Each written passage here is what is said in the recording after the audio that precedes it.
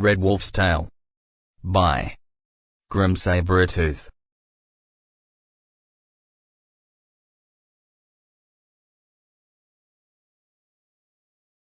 Chapter 4. I guess I should start from the beginning. I woke up in darkness, surrounded by nothing and no one. Wasn't I in class? I walked around for a bit, unable to really find anything. The entire time I'd been hearing voices speaking vaguely in the distance. I didn't realize it at first, but eventually, I came to know that the voices I heard were those of my friends and family. But by then it was too late. For some reason, I suddenly found myself back where I started. Nothing had changed except for now. There was an older version of myself standing across from me. He gave me a once-over and then sat down. "Hey kid, how you doing?"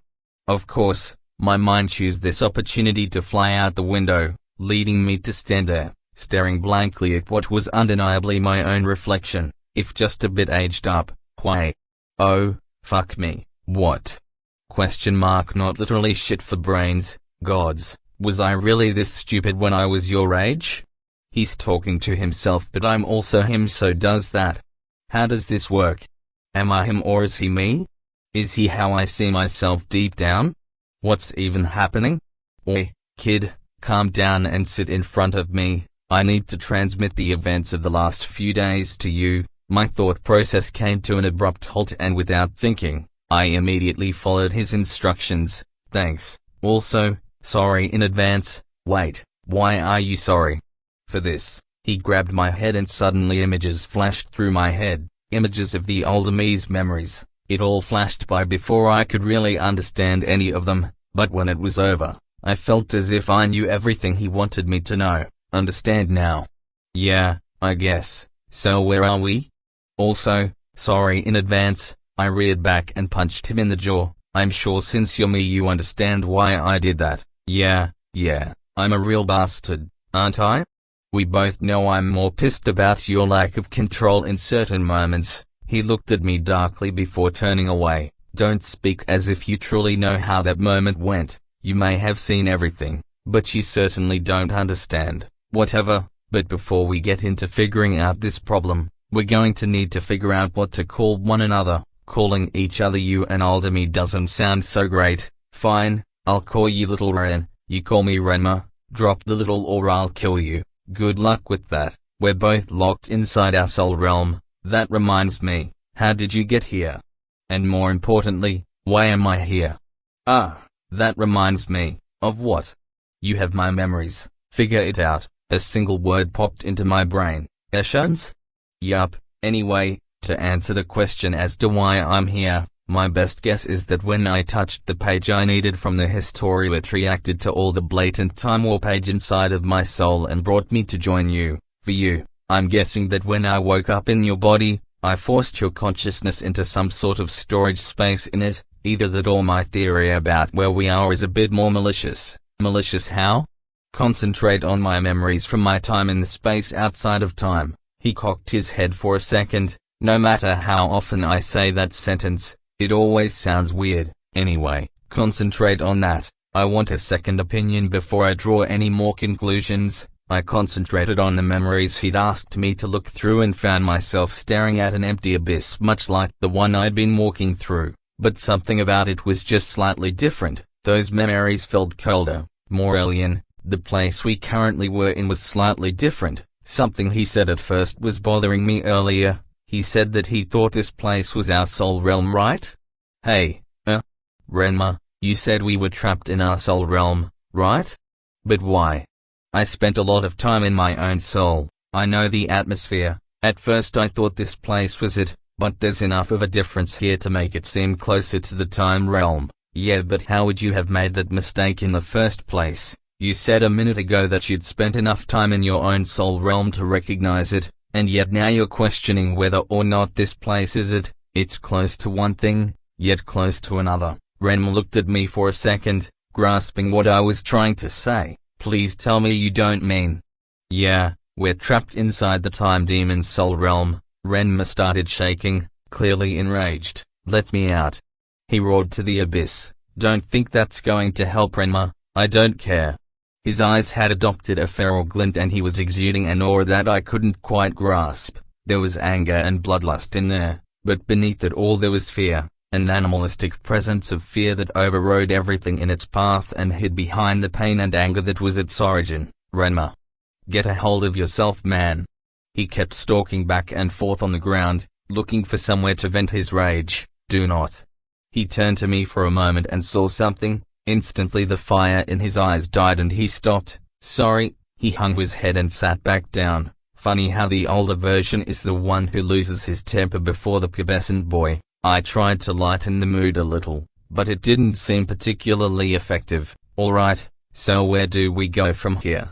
I don't know. I'm still trying to accept where I am. We both scratched the back of our heads for a second in the silence after those words. Guess some things don't change. Listen, I know that I probably won't ever be able to really understand everything you have experienced, and I know that this probably isn't the right place or time for it, but I guess, coming from yourself, bit literally at that, you gotta figure out how to forgive yourself. He looked at me sadly, the feral glint having left his eyes, replaced with the deep sadness I wasn't really expecting. If I could have forgiven myself, I would have done it long before now. I've been around for a long time. Using my powers I've been able to isolate and reflect on myself for hundreds of years at a time, and not once have I been able to forgive myself, and I never should be able to. What I did is unforgivable even under the best of circumstances. I agree, it's almost completely unforgivable what you've done, but what really matters is that here and now, or I guess out there and now,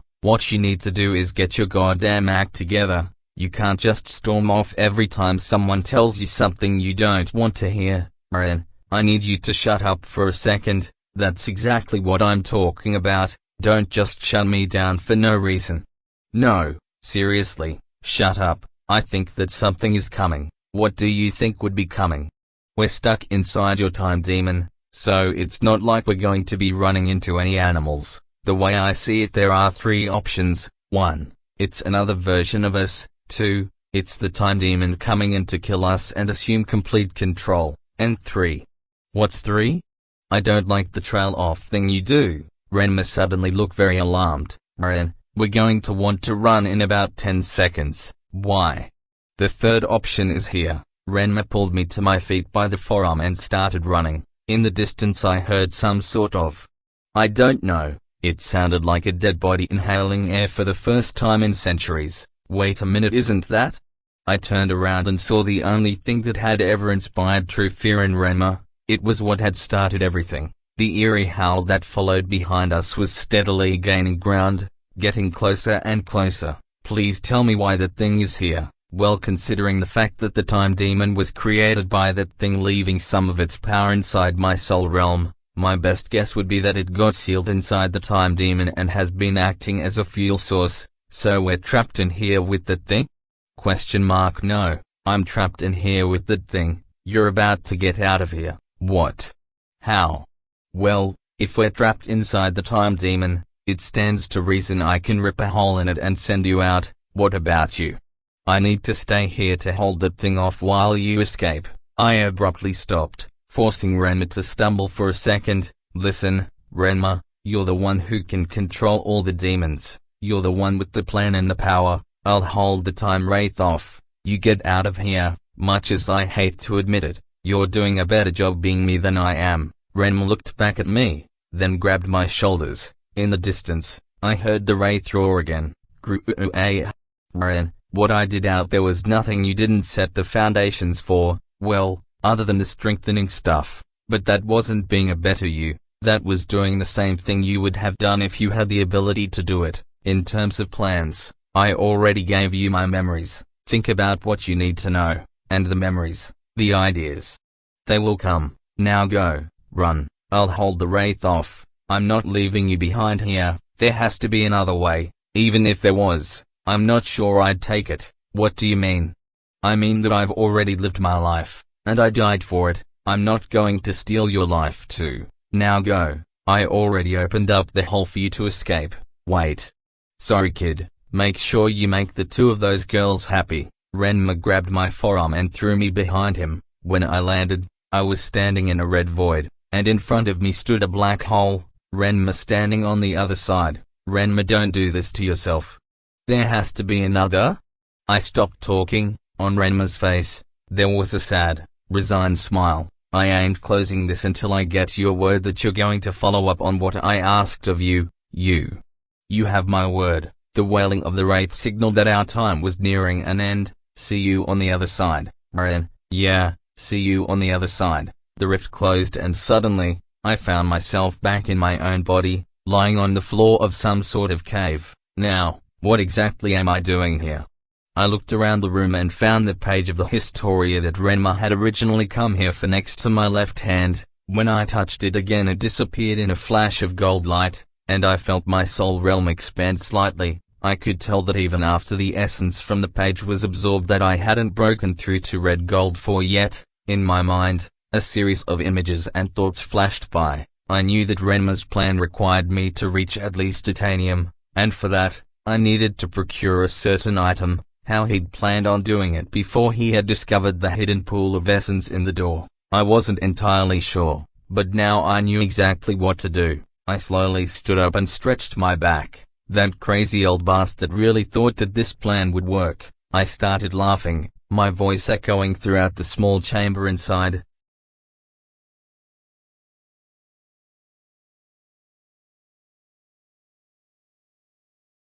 Chapter 4. Part 1. So where does that leave us?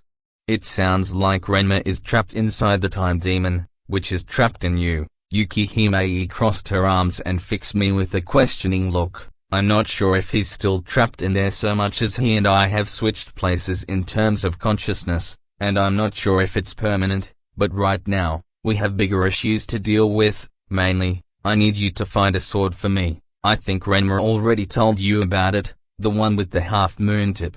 Yeah, it should be somewhere close to here. And what will you be doing while we're off grabbing this sword of his? I'll be sifting through Renmur's memories to find out what he did to subjugate the demon sealed inside of it so we don't end up with another situation like the one in the Lower East District. Lala looked between me and Yukihime for a second and then sighed. I shot a glance at her. What? Something wrong? No. Just. Whatever. I felt my brow furrow and looked back to Yukihime, who just shrugged her shoulders at me before throwing up her arms at Layla. The fact that I just overheard them conspiring to seduce me somehow makes this situation worse. I put my hand to my face and groaned before setting off in the opposite direction of the two of them. I think I'm just going to pretend I never heard what they were talking about. I mean, whatever. I sat down on an unopened tomb and started to collect my thoughts. Or rather, the older version of myself's thoughts. I focused in on the memory he had of this tomb and what he had done to subjugate the demon within the sword. Suddenly, I found myself inside of the memory itself, spectating from a third-person perspective. In front of me, I saw Renmur in black and red armor, with the fur coat over the top. He was staring hollowly at the sword in front of him and muttering to himself. Runes on the hilt say that it's called the Ashen Seal. But what's really confusing to me is that there aren't any sealing runes on it, just one for everlasting sharpness. But if that were really the case, then the sword wouldn't be in such a state. I looked over to the sword and found that despite not really having any prior knowledge of the runic inscriptions, I could read them perfectly. Seems like when Renmur transferred some of his memories to me, he also passed down some of his knowledge and skills. I took a mental note to remember to go through and test out these new skills. I turned back to Renmur just as he uncrossed his arms and used one hand to scratch the back of his head. I noticed a tattoo on his forearm that seemed to have an inscription on it, but before I could fully read it, his arm returned to his side and he shrugged his shoulders. Might as well just grab it and absorb any leftover soul essence in it. That guy really needs to stop talking to himself. For some reason I felt a harsh glare on my back, and I thought I heard someone say something in the distance. But I chalked it up to random interference of some sort. The glare went away and I saw Renmur grasp the handle of the sword, and he was suddenly enveloped in a cloud of flame and smoke. He released his grip and started to back away, and the space where he had been standing was now occupied by someone, or something, else. The figure seemingly breathed out, and standing before us was a creature the likes of which I had never seen before. but in the recesses of my mind knew to be a dragonoid. It had an emaciated figure, and yet its black wings and fiery red eyes emanated an aura of authority. It slowly surveyed its surroundings and then spoke in a rasping voice. "Are you the fool who has released my seal, O Timeless One?" Renmur looked at the figure before him and raised a questioning eyebrow. "Timeless One?"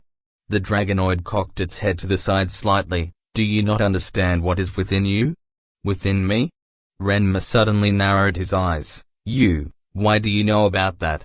The dragonoid didn't bother to reply to the question and instead pulled the ashen seal from its pedestal. "If you cannot even comprehend your own powers, then you are not worthy to wield my vessel." Renmur adopted a fighting stance and drew his own sword. "Listen, I don't want your crappy sword or whatever. I was just trying to get some soul essence out of it. The demonic energy in the thing is off the charts, despite its scrappy appearance." The dragonoid dropped its sword. "You dare to compare my power to something as paltry as mere demonic essence?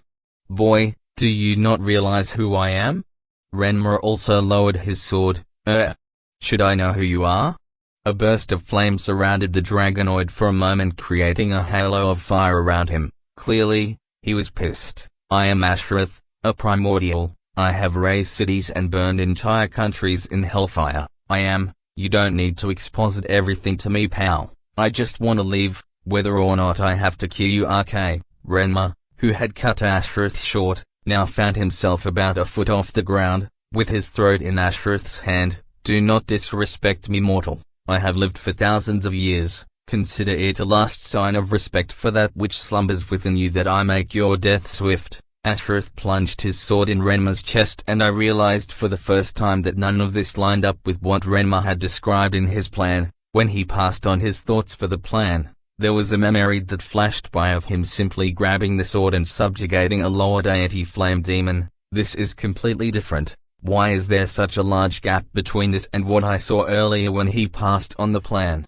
My attention shifted back to the scene that was unfolding in front of me when I started hearing the sound of white noise. Renmur's form slowly dissolved, turning into the time demon instead. Ashereth stepped back. "You." The time demon shook its head at Ashereth and then pointed at me. "I see, very well then." The time demon waved its hand and I found myself being shaken by both Yukihime and Layla. "Ren, wake up." I opened my eyes and looked at the both of them. I'm awake." They stopped shaking me and peered at me inquisitively. "So are we all good now?" "What? You finished subjugating the demon that was in the sword, right?" "I did." Layla raised her eyes and looked over at Yukihime. "Do you think that thing scrambled his brains worse than we thought? Maybe if we hit him hard enough he'll snap out of it." "What are you two talking about?" I was looking through Renmur's memories. I felt my thoughts slow down as I noticed the sword in my hand. It was the Ashen Seal, but I couldn't remember how I got it in the first place, wasn't I? I tried to remember what had happened before now, but the memories evaded me. I couldn't even remember what I had been trying to remember in the first place. All I knew was that something just felt off about this. "Layla, Yuki, tell me what happened." Yukihime's forehead scrunched up as she looked at me with questioning eyes. "Well, we found the sword, and then we came back and grabbed you just like you told us to. You didn't really talk now that I think about it, but we thought it was just because you were preparing yourself. After we got the room with the sword you just grabbed it and this black mist came out, and it pushed us away. We tried to get back into the room with you but we couldn't pierce the veil. About 5 minutes ago it just dropped and we found you standing there like an idiot muttering to yourself. It was like you were in a trance. Did you catch what I was saying?" "No, but again, you need to answer the question. Did you subjugate the demon?" "Yes, I think." "What do you mean, you think?" "I mean I don't remember doing it, and when I try to remember my head just..." A sharp pain in the back of my skull stopped me from thinking, and for a second I thought I heard a rasping voice say something. "Drop it." I heard myself say something aloud. "What the... Ren, you okay?" "Yeah. I'm fine." Any thought of what just happened vanished from my mind and I felt a memory assemble itself, and my mouth move on its own, but my voice sounded wrong. It sounded as if I was reading from a script. I subjugated the lower deity class fire demon just like the old Renmur's memories showed me how to. I placed my hand on the sword and released it, and then consumed its soul essence before it had a chance to fully awaken. The two girls exchanged another odd glance and then turned back to me. Oh, okay, so, would you mind filling us in on the plan now? I shook my head and felt back to normal. Wait, why didn't I feel normal? I cast those thoughts away and put my full attention into explaining the plan to the two of them. Well, you know how Renmur said that the pages from the Historia of Time had time stored in them like the doorway to the tombs that you guys went through earlier? Both of them shook their heads. Oh, well, the thing is that someone, or something, stored the time inside of the pages and inside of the door. This stored time can be converted to soul essence, or it can be used to freeze time relative to yourself. So in theory, you can stop time, at least for everyone else, but since Renmur had the time demon, he could use this stored time to open a rift between time and space. Remember how in my mom's retelling of Renmur's story she told you that the page told him how to step outside into the time realm? Well, with the accumulated time that's stored in the page, one person could use that to freeze time and step into the other realm for about 6 months. Okay, well how does that help? We need a solution for more than one person, right? So that leaves us with why Renmur needed to absorb the soul essence in the sword. He needed the power to literally stretch that precious time, not for more, but so that it would cover a wider area. Wait, so you mean? Yes. The plan is to stretch the area the stored time occupies and open a rift that covers the entire city of Bastion, transporting it to the time realm. For how long though? If it only supports one person for 6 months, it can't possibly keep the entire city in this time realm for any extended period. Shoot, what do we do from here? I mean, we don't know when exactly the wraith is going to come, so do we train? Or should we just focus on prepping our defenses? You guys should be training. I don't know what tiers you're currently at, but it's definitely not enough. Leave the defense prep to me. And how long do you think we have, before the attack? Best guess is about 2 days. That should give us just about enough time to evacuate everyone to the city center. During that time, I'm going to put you guys through the ropes with your training. Why do I not like the sound of that? Probably because it's a very arduous and painful process. I grinned and pulled the two girls closer. Now, I don't know about you two, but this seems like an excellent opportunity for us to get to know each other better. After all, I need to know everything there is to know about my potential girlfriends, right? Both girls turned bright red simultaneously and shouted out, Oh yeah, I guess I forgot to tell you two that I heard just about everything you said earlier. Layla, who was still blushing furiously, smacked me on the upside of the head and left, dragging Yukihime with her. Still not sure how I'm going to go about forcefully their soul realms, fixing their soul realms, and setting up emergency defenses against the wraith, but that sounds a lot more like a problem for the future me. Right now, I think I'm going to. I felt my eyes roll back and everything turned black. I fell forward, conscious of the movement but unable to control it. The last things I heard were the soft thump that my body made as I hit the ground and Yukihime calling back out to me, Ren. You okay? Oh shit.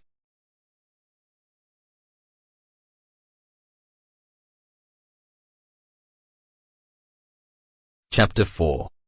Part 2, Layla. For the second time in one day, I was now trying to shake Renmur, or I guess Ren, out of some sort of stupor. Yuki, of course, was enjoying this. Ren, you rat fuck, wake up, we have to get back to the city above ground, and I'm not carrying your ass all the way, and I don't think Layla is in good enough shape to help me either. Ren groaned and twitched slightly, but remained passed out. Yuki, I think we'll have to carry him. By my count we've been here for about 7 hours already. It's going to get dark soon, and personally, I'd rather not stay in a place called the City of the Dead at night. Layla, I don't think that it really matters what time of day it is down here, since, we're underground. I was about to reply when I heard a rock clatter off of the hard stone floor in the distance. Yuki's eyes snapped towards the sound, and she immediately jumped into a fighting stance, promptly dropping Ren's head onto the floor, eliciting a groan of pain from him. Yuki. Whoops. The monotone delivery gave me the impression that Yuki could really care less about what happened to him at the moment. I checked Ren's head for any injuries, and, finding none, put my attention towards the direction from which we'd heard the sound. Another stone clattered on the floor, hidden in the depths of the dark passageway. Yuki, her voice barely a whisper, spoke to me. Do you have any detection skills handy? I think I can use soul search, but I'm not sure how effective it'll be. I only learned it this morning. Doesn't matter, I believe in you. That doesn't help, at all. Well, I need to concentrate. I closed my eyes and started concentrating. I spread out a thin blanket of my soul essence in every direction. In my mind, I saw a general outline of the room we were currently in. After settling into the finer details, I focused my attention towards the supposedly empty hallways, spreading the search through the hallways instead of towards the wall behind us. In the closest part of the hallways, I could make out the vague shape of the tombs we'd passed by earlier. As I was pushing out further, probing for any irregularities, a hand suddenly grabbed my arm. My search immediately retracted, focusing back in on my immediate surroundings. What's happening? Where am I? No time for that. I pointed down the hallway where we had originally heard the weird sounds. Ren, how good are you at using soul search? The hell are you talking? Never mind. Memory popped in. Renmur stood up and advanced towards the hall, his pace quick and his shoulders relaxed. Don't you have to close your eyes and concentrate or something? What? No, I mean, if it helps you focus at first, then sure, go ahead, but according to what I'm looking through, it's more effective if you can see it both with your eyes and soul, increasing your sense perception. Okay, so what are you seeing down the hallway? I'm not sure. It feels sort of human, or at least mainly human, but some part of it feels demonic, but like, second-hand demonic. Second-hand demonic? That just means it's a demonic presence, but the thing itself isn't the source of it. Yuki, who had been standing silently behind us during this discussion, chose to pop in for a moment. Hey, this is cool and all with the explanations, but I'd kinda like to know what exactly we're facing here, you know, before we die. Ren looked back for a moment. Don't worry, we're fine for now. That thing isn't all this strong. It's tired and worn out in the first place. Here, I'll take care of it real quick. Suddenly, Ren turned into the demonic entity that we had seen earlier, his demon of wrath, and a fireball formed in his hand. The entire room felt about 10 degrees warmer, and the dark hallways were now partially lit. In the distance, I could see a pale white shape turn around and start running away. Ren merely shrugged before hurling the fireball towards the creature. As it flew, the fire lit the corridor in a bright orange light, revealing that there was more than one of those creatures coming down the hallway. How did I not see those? Question mark. Cause they're clinging to the walls and hanging around the tombs in order to mask themselves. One fireball isn't going to. I was interrupted by the sharp yelp of pain coming from one of the creatures, presumably the first one we'd seen. As the fireball caught up to it, almost as soon as the cry died out, I saw a gigantic flame burst into being. Hey Ren. Yeah? Why is the fire coming back towards us? It's what now? Ren turned back to face the fire rushing back towards us, consuming all of the creatures in the hallway as it came back. Yuki and I quickly jumped behind one of the tombs, and peered over the top. Moments later, the column of fire rushed back into the room, hitting Ren directly. I was about to scream when I realized that instead of incinerating him, the flame was being absorbed. After almost a full minute, the fire disappeared, completely absorbed by Ren. Once the flames had all died out, Ren fell on his ass and leaned back. Remind me to never do that again. Not that I could. What do you mean?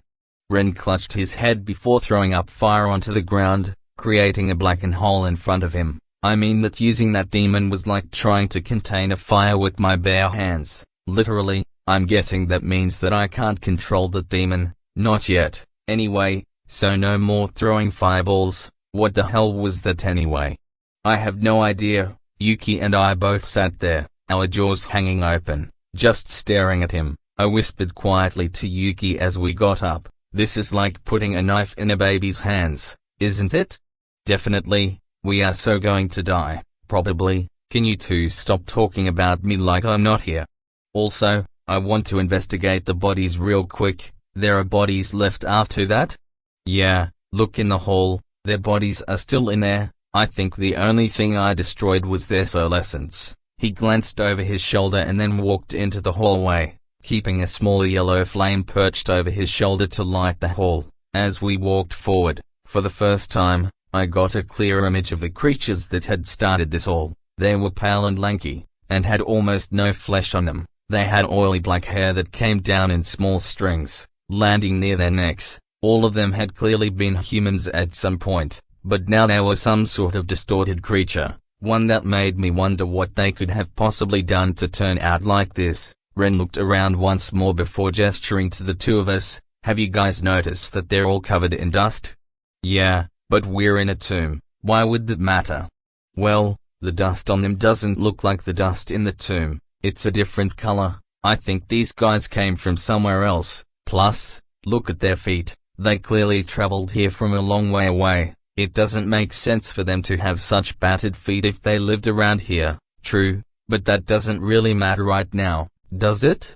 We need to get out of here and start preparing for the wraith. Yeah, I guess. I'm just wondering why they'd be here. This isn't a very obvious place to migrate to. Alright, let's head out now. Okay, the three of us retraced our steps back to the main antechamber where we had first entered the tomb. Ren, can you scout ahead for us and see if there's anything else out there for us? Already on it. I don't think there's really anything around, but that could change soon. I think whatever I did a minute ago scared the majority of the demon beasts away. Yuki and I nodded. I'm pretty sure that the only things brave enough, or maybe dumb enough to keep close to you after that are the two of us. It wasn't that bad, was it? I threw my hands up in the air. Ren, you literally threw one fireball. One. And it fucking incinerated an entire corridor of those things' souls. I didn't incinerate their souls though, I absorbed them, and they weren't all that strong. You absorbed their souls? Yeah, I don't know how to explain it really, but I think that the fireball I threw didn't really burn anything so much as carry it back to me. I think it's called a soul flame or something. While we were talking, I noticed that we were getting closer and closer to the entrance to the city, but for some reason, it looked different. It seemed like there was a faint glow coming from within. Hey guys, can you see the entrance? Yeah, why? Doesn't it look different somehow? A little. There seems to be some runes on the edges of it now, and there's also some sort of weird light inside of it. Ren narrowed his eyes. I can't really make it out, but oh shit. Ren suddenly grabbed the two of us and threw us to the side. I saw some sort of yellow ball fly towards us, but before it hit us, a gigantic black mound of fur and muscle jumped in front of us, taking the blow head on. Electricity arced across the room and incinerated the ground in front of us, along with some patches of stone from the walls of the buildings in front of us. I looked back to where Ren had been standing and saw that he had disappeared. Where's Ren? Right in front of you.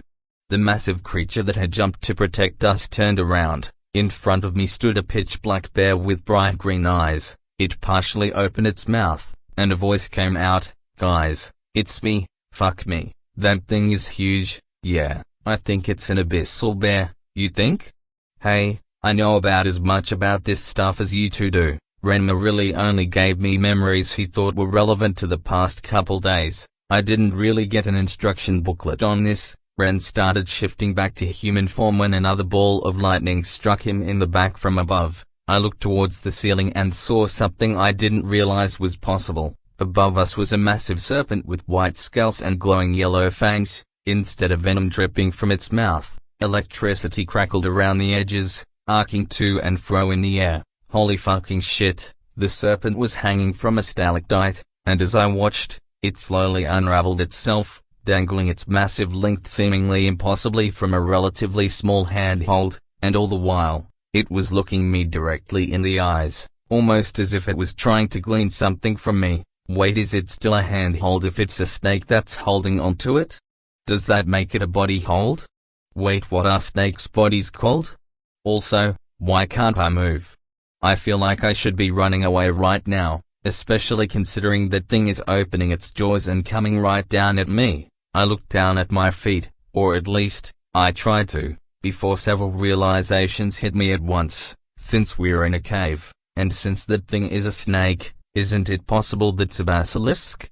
That would explain why I can't move, since looking them in the eye causes paralysis, but I've never heard of a basilisk being so large, or being able to shoot electricity from its fangs. Oh, right, isn't that thing about to eat me?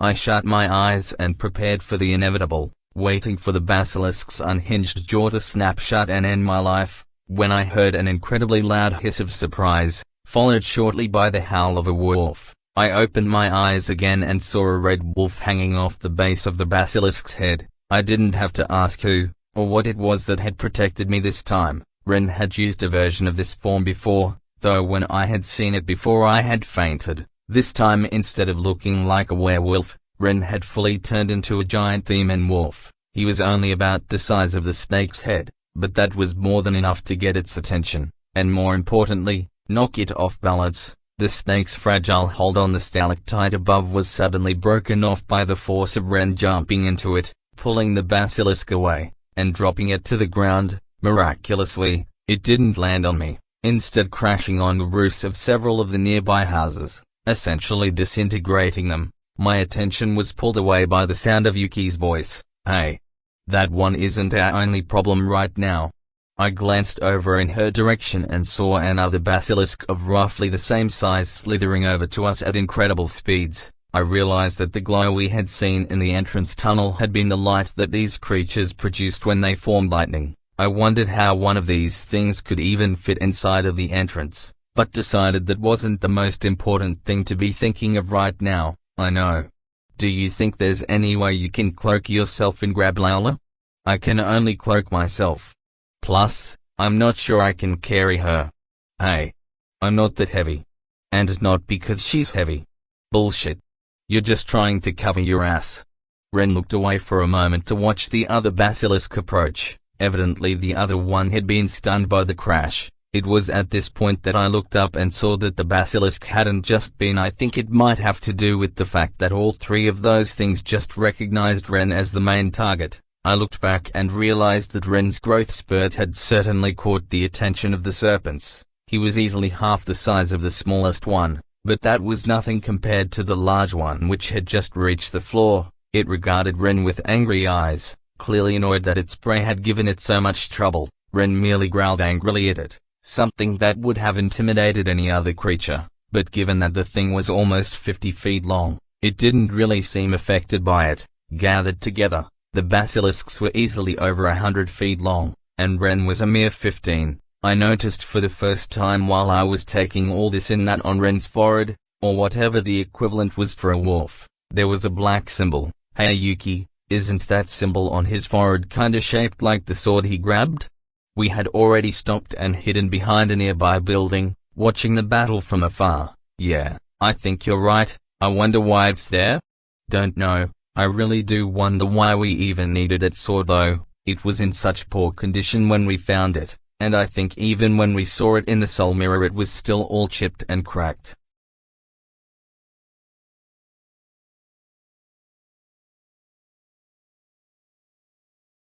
Chapter 4.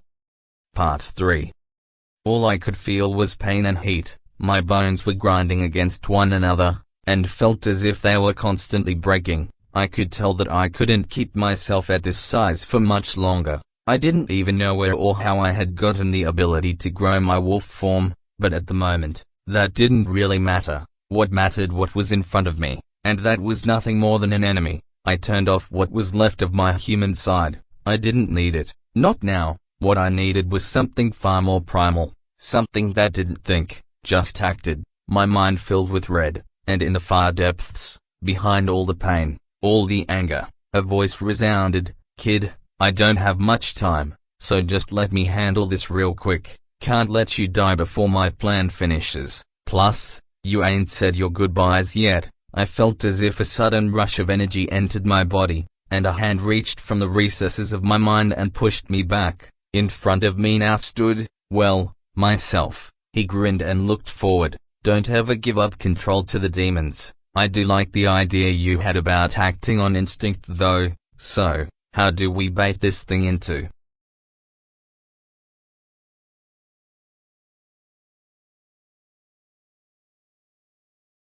Chapter 4. Part 4. As Yuki and I watched Ren battle the three serpents, we realized that he was fighting less and less like a human would. He was starting to act more animalistically. Instead of facing his opponents head-on with his fire, he was dashing to and fro, snapping and jumping at the basilisks, almost like he was taunting them. He took any opening he could find, even the ones that were clearly traps meant to bait him in. Yuki, I don't think Ren is going to win this. We need to help him. How? He's at titanium rank now, and he's just barely holding out against them. What are a couple of silver-ranked elemental casters going to do against those things? I don't know. Okay? I just know we need to help him somehow. Yuki groaned slightly, and then nodded, resigned to what was most likely going to be a suicidal rush into combat. Okay, so what are we going to do? We need a plan if we want even a sliver of a chance at coming out of this alive. Let me think for a second. Okay, but don't think for too long. I could sense the worry in her voice as she gazed towards our friend, wincing each time she saw him dive back into the pit the basilisks had created. I concentrated on the details I knew about basilisks, and what I had seen so far today, along with my understanding of my own powers. I know that I can produce some lightning right now, but I don't think it'll be powerful enough to actually do anything against these things. If I remember correctly, Yuki is a nice elemental summoner. Wait, Yuki, how did you hide yourself the other day? You were completely invisible, that? Ren's mum taught me how to do that. I sort of just concentrate my soul essence in a way that just makes me blend into the background. I'm not actually invisible, you just can't notice me. I blinked at her a couple times, trying to comprehend what she just said. What? I cocked my head to the side and then just slowly shook it at her. I guess it doesn't matter. Do you think it'll work on the basilisks? Maybe. What do you mean maybe? I mean maybe it'll work. Maybe those things will spot me the moment I step onto the battlefield. I just don't know. Guess that'll have to work. Alright, well here's the plan. I was interrupted by an earth-shaking howl that made my eyes vibrate within their sockets. I looked towards Ren, and saw that his once bright red fur had turned completely black, leaving only crimson eyes that burned with hatred. The three basilisks suddenly backed away, trying to put as much distance between them and the now pitch-black wolf that they had been fighting just moments before. For the first time, I saw something akin to fear glimmer in their eyes. Ren hadn't actually grown in size, but his presence certainly felt larger. While earlier I could just barely feel his power underneath the serpents, now I couldn't even feel any soul power. All I felt was an impending sense of doom behind an incredible pressure that seemed to warn me, don't come close. The basilisks were now huddled together, coiling themselves into a ball.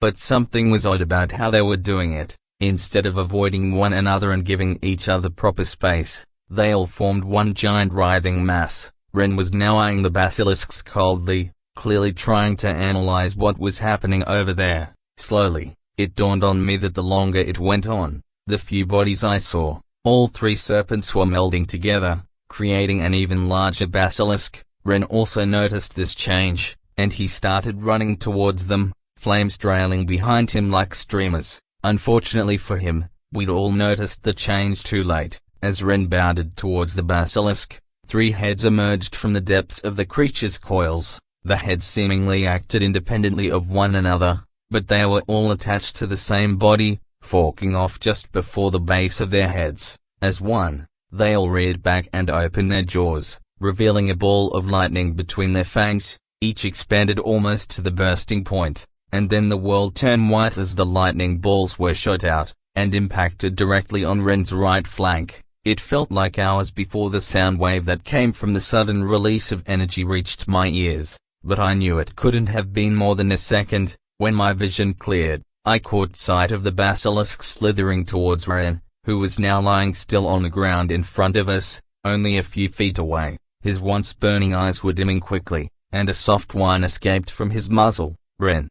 Yuki ran towards him, jumping over the small wall that we had been hiding behind, and she slid down into the crater that had been created when he had been thrown in front of us. He looked up balefully at her and then shook his head slowly. Shakily, he got up on all fours, and stood up, The basilisk was now only seconds away, but that was more than enough time for me. Yuki, erase your presence like before and hide near the edge of the crater.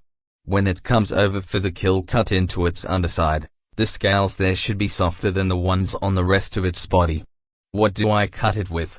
I saw a light ignite in Ren's eyes for a moment, and I saw a shadowy sword emerge from his forehead, landing squarely in Yuki's hands. She nodded her head, and then she was gone. I looked back towards the basilisk and saw that its head had already reached the start of the crater, and now it was slowly circling around Ren, filling the large hole in the ground with its massive body. I hope that thing doesn't crush Yuki.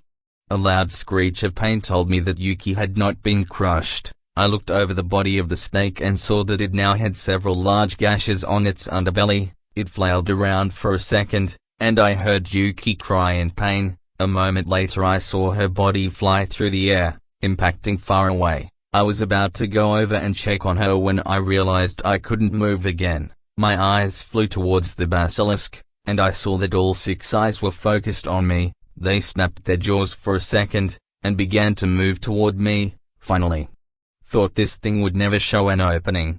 I looked down in the pit and saw that Ren had turned back into the lycanthropic form from earlier. Although it was still the same size as the wolf he had been a moment before, a wolfish grin played across his face, and then the fires that had been surrounding him went berserk. The basilisk's head whipped back towards him, and it suddenly constricted, tightly winding itself around Ren's burgeoning muscles. Poor choice. 3 runes surrounding a magic circle lit up above his head. Ren's eyes were burning crimson again, and his fur turned a matching color. In a voice loud enough to shake the entire city of ears, he spoke one word: Hellfire. A raging yellow inferno sparked into existence, and scorched the basilisk. It roared in pain and anger and dove down at him, all 3 heads screaming for murder. Hellfire. The flames burst forth once more, and I saw them actively seep into the large cuts that Yuki had inflicted on it earlier, and the inside of the basilisk glowed red from the inside momentarily. I saw the 2 side head burns with the same light, flames leaking out of their mouths, now stained a deep red, but it wasn't without cost. I heard bones breaking and Ren roared in pain. Hellfire. The yellow flames erupted for a third and final time, and now each wound on the basilisk started to pour out crimson flames. The basilisk's head stopped its advance on Ren, and then something odd happened. Its head swelled up momentarily like a balloon, and then flame burst out of its eyes, sending molten piece of eye everywhere. After the eyes went, the heads burst, and a column of red fire erupted from what was left of the creature's necks, licking at the very top of the cavern. As the fire died out, the basilisk's body began to collapse in on itself. Since it had been burned from the inside out, most of what was left of it simply dissolved into ash, but other parts of it were still relatively intact, and they came crashing down into the stone floor, creating small craters of their own. I looked towards where I'd last seen Yuki, and saw that she was limping forward, covered in blood and holding her arm close to her body. I looked back down into the pit towards Ren, who was now lying on the ground in human form. He winked at me and then passed out. Layla. Is he okay? I think so. He's still passed out in the crater though. I glanced back at Ren, and then decided that Yuki probably needed my help more than he did right now. I rushed over to her side and put her good arm over my shoulder, supporting her as best I could. Her left arm dangled limply by her side. What happened to you? I think I dislocated my shoulder. And the blood? Most of it isn't mine. She smiled weakly, and we started moving back towards Ren. He was still lying in the center of the pit, but his eyes were closed now, and his breathing was shaky. Come on, Yuki, we need to drag him out of here. I feel like this has been happening a little too often recently, you and me both. Yuki let out a deep sigh and then looked back at her arm. I think you're going to be the one doing most of the carrying. I groaned and hung my head. He so owes me when he wakes up.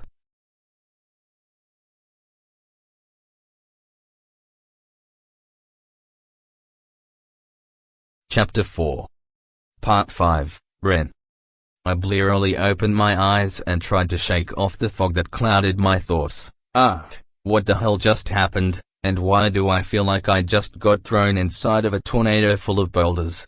I slowly shifted my weight, trying to roll over to my side to push myself up. As I did, a sharp pain racked my left side. I inhaled sharply and tried to survey my surroundings again. I realized that I was somewhere I wasn't supposed to be. Why am I in a girl's bedroom?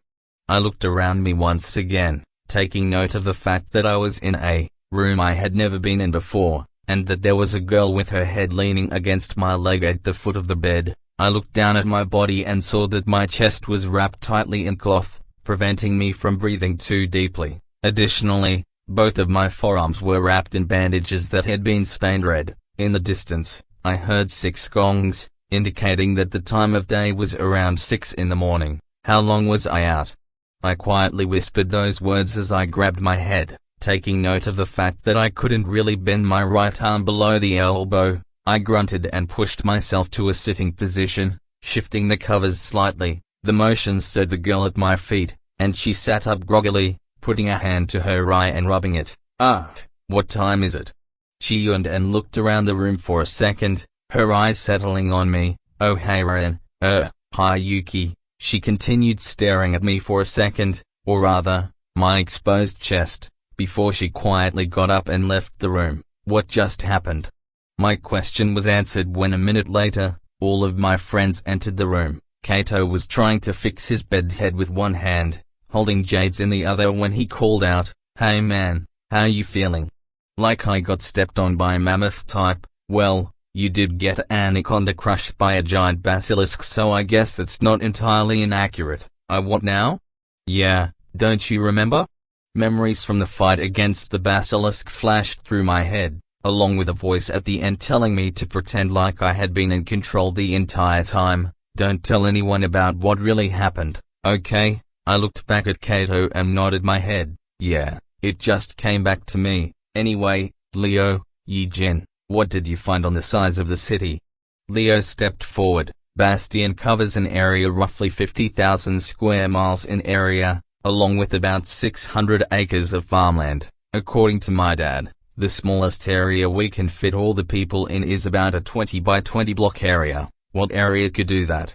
The academy, since it has several coliseums used for training and actual competitions, each allowing more than 3,000 people to sit in the seats, and given the area where we actually fight in, we can fit at least another 1,000 in there, depending on which particular arena we have. Add in the student dorms, classrooms, and any additional faculty, and we'll be able to fit in the entire population of Bastion. I looked over to Yuji, who was fidgeting slightly. What is it? Some of the people in the slums can't be moved. They're too sick. That's fine. But I'm not saying that I'm fine sacrificing them. If you let me finish, then I can explain. But first, Jade, Kato, were you able to convince your families? Yeah, they said that they'd take care of it. By the end of tomorrow the outer city should be evacuated. Okay, now, to answer the question I know you all want to ask. The reason I said it was fine for there to be stragglers is because I really just needed everyone to concentrate in as small an area as possible. When I stretch the time over the entirety of the city, what I'll have to do is read everyone's soul in order to calculate how long I can send them to the time realm. It's a hell of a lot easier, and faster for that matter, if they're all grouped together so I can jump between people quickly. It takes time for me to expand sensors over an area as large as Bastion, which is also why I needed to know how large the city was. Everyone quietly nodded their heads. Anyway, what I need you all to do is follow the instructions Renmur gave you the other day. However, I cut myself off. However what? Yi-Jin looked at me questioningly. Never mind. Layla and Yuki exchanged a glance. What about that extra training thing you were telling us about in the tombs last night? Forget it, it doesn't matter now. Just train as hard as you can and I'll see you guys later. I swung my legs out from underneath the covers, ignoring the pain that flared up around my body. Unfortunately, a small grunt still escaped my mouth. Kato turned away from looking at Jade for a second. Dude, did you just fart? What? Oh, he totally just farted. Kato grinned at the rest of the group. Gross, dude, and right in front of both of your girlfriends. That's got to be so embarrassing. They're not my. Yi-Jin and Leo started laughing. Man, that's embarrassing. Even we feel bad. The two of them clapped each on the back and then started blowing raspberries. Guys, seriously, Layla and Yuki were trying unsuccessfully to mask their laughter. Oh no, Yuki, whatever will we do? Our boyfriend is full of gas. I don't know if we can marry a man who farts so unashamedly in front of us. That's right, Layla. Oh love, what a fickle thing. The two girls started laughing uncontrollably. I felt heat rise to my cheeks, and I opened my mouth again to tell them off, but all that came out was laughter. Yuji was just staring at all of us like we were a bunch of idiots. I don't get it. I thought he just grunted because he moved. Guys, we can't laugh without telling him what's pue ha ha ha. I started holding my chest. Oh gods, guys, stop making me laugh. My broken ribs, they're cracking me up. Everyone started laughing even harder. Yuji finally realized what was going on and laughed as well. Leo had to lean on the bed frame to support himself, as Yejin was now hanging on to his back. Guys, this really isn't that funny. We need to ha ha ha ha ha. We need to start working. I continued laughing even harder, unable to stop myself, even though it hurt each time I took in another breath of air. Eventually, after almost 5 straight minutes, everything calmed down. As the laughter died down, I realized that for everyone in the room, these next 2 days could be our last days. And to think, we're only halfway through being teenagers. We haven't even finished our terms at the Slayer Academy yet. I think we needed this, to remind ourselves. I wiped the tears that had sprung to my eyes away, and turned to face everyone once more. I just want you all to know that no matter what happens, I'm happy that I'm spending these last 2 days with you. Everyone smiled, and nodded. Even the 2 people who had been my tormentors not even a week before now nodded silently. Funny how impending doom brings people together. So, let's begin. I put my feet on the ground and stood before them. Tomorrow night, before we all go to bed, let's all gather at the lake inside the hunting grounds, and we'll party like it's our last night. Dude, don't say it like that. We're all getting out of this, okay?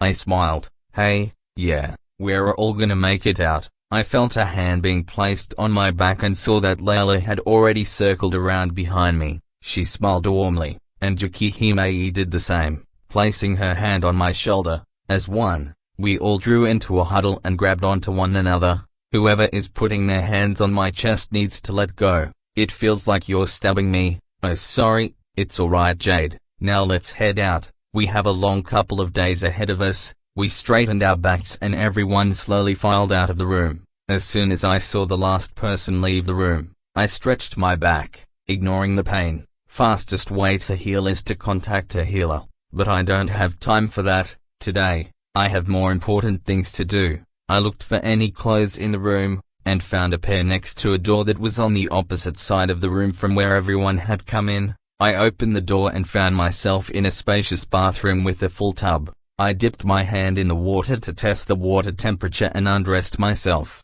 taking all my bandages and what was left of my clothes off. I let myself sink into the bath water, watching as blood and grime separated from my skin. Unfortunately, the wounds on my arms started to bleed again. With my right hand I sparked a small flame. Drawing on the Hellfire Wolf's power, I grabbed one of the towels that were placed around the border of the tub, and pulled one of the decorative iron buttons from the rim of the tub. I heated it up in my hand, turning it into a small rod. After I did this, I shoved the towel in my mouth and bit down hard, pressing the glowing orange iron to the wound. I felt my arm start to burn, and the smell of burnt hair and cooking flesh followed shortly after. After the wound had been sealed, I dipped my arm in the water, rapidly cooling it. The sudden shock made my ears ring, and I could tell that the wound was going to hurt for the better part of the next 2 days. But given the fact that even if I did get treated properly, any stitches would just be ripped apart by my next transformation due to the size difference,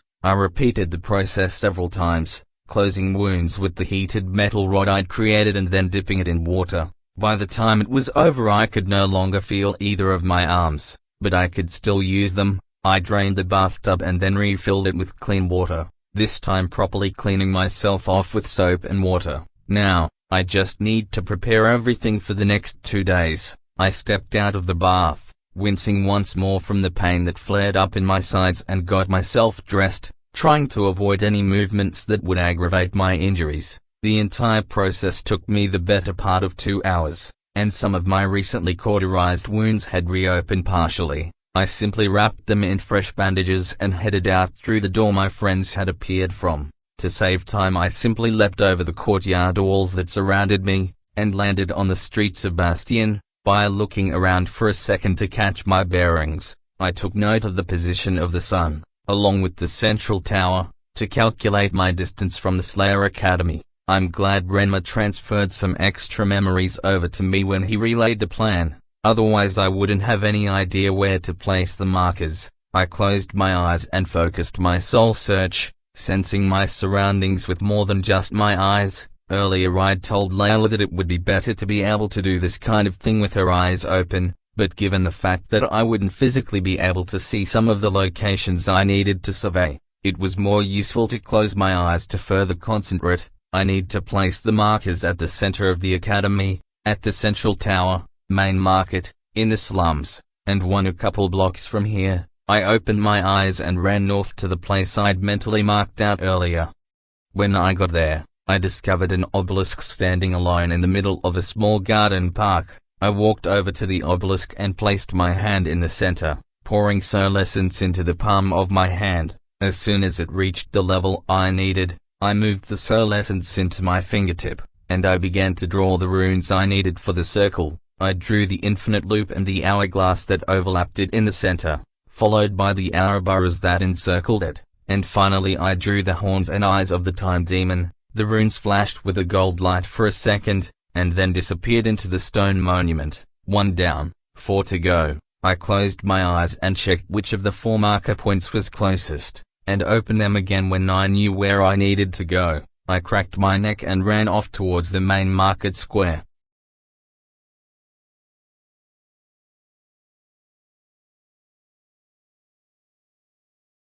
Chapter 5, Layla. I was soaking in the soul essence from my training room when I heard a knock at my door. I sat up from the water and stepped out of the pool that had been filled with water-type soul essence, and I shut off the storm clouds that had been electrifying the air around me. As I walked towards the door, I grabbed a towel that I'd left by a set of dry clothes earlier. Be there in a minute. I dried myself off quickly and changed into the fresh clothes, leaving the wet set in a heap to the side. I wrapped the towel around my hair and opened the door. Hey Jade, what's up?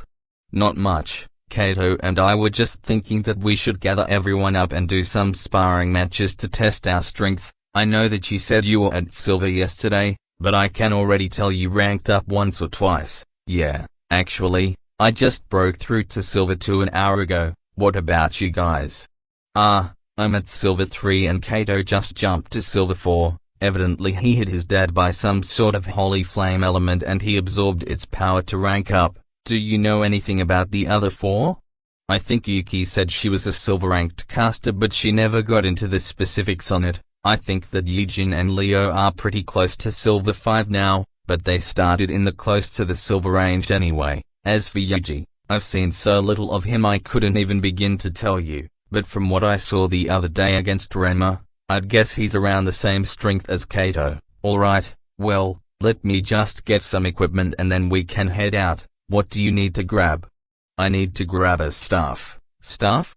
Well, before this I'd been training as a physical slayer, not a caster, so I'm still working out the kinks in my fighting style. Oh, alright, we set off towards my section of the family compound, chatting about this and that. I could feel that the conversation coming from both of us was a bit forced. As we approached my armory closet, Jade suddenly grabbed my arm and spun me around. Okay, I can't hold it in any longer. You're like, trying to become Ren's girlfriend right now, even though Ren has only ever liked Yuki, but both you and Yuki are just cool with having the other woman in the picture constantly. Plus, haven't you only technically known Ren for 3 days?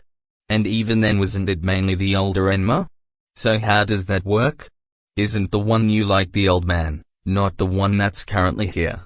I looked her in the eyes, and I realized I was having a lot of the same thoughts. The older Renmur had sort of just dragged me into this, and he clearly hadn't harbored the same feelings I had for him in the future, otherwise I think he would have mentioned it. Yeah, A lot of what you're saying is right, and honestly, it is the older Renmur who I like. I wouldn't really call it true love or anything like that yet, but I think that what I like about the older Renmur is still present in Ren, and it always has been. I've always sort of been watching him, but since my family disavowed his family completely, I've never really had an opportunity to get to know him like you and everyone else. Wait, hold on, your family disavowed the Iron Wolves?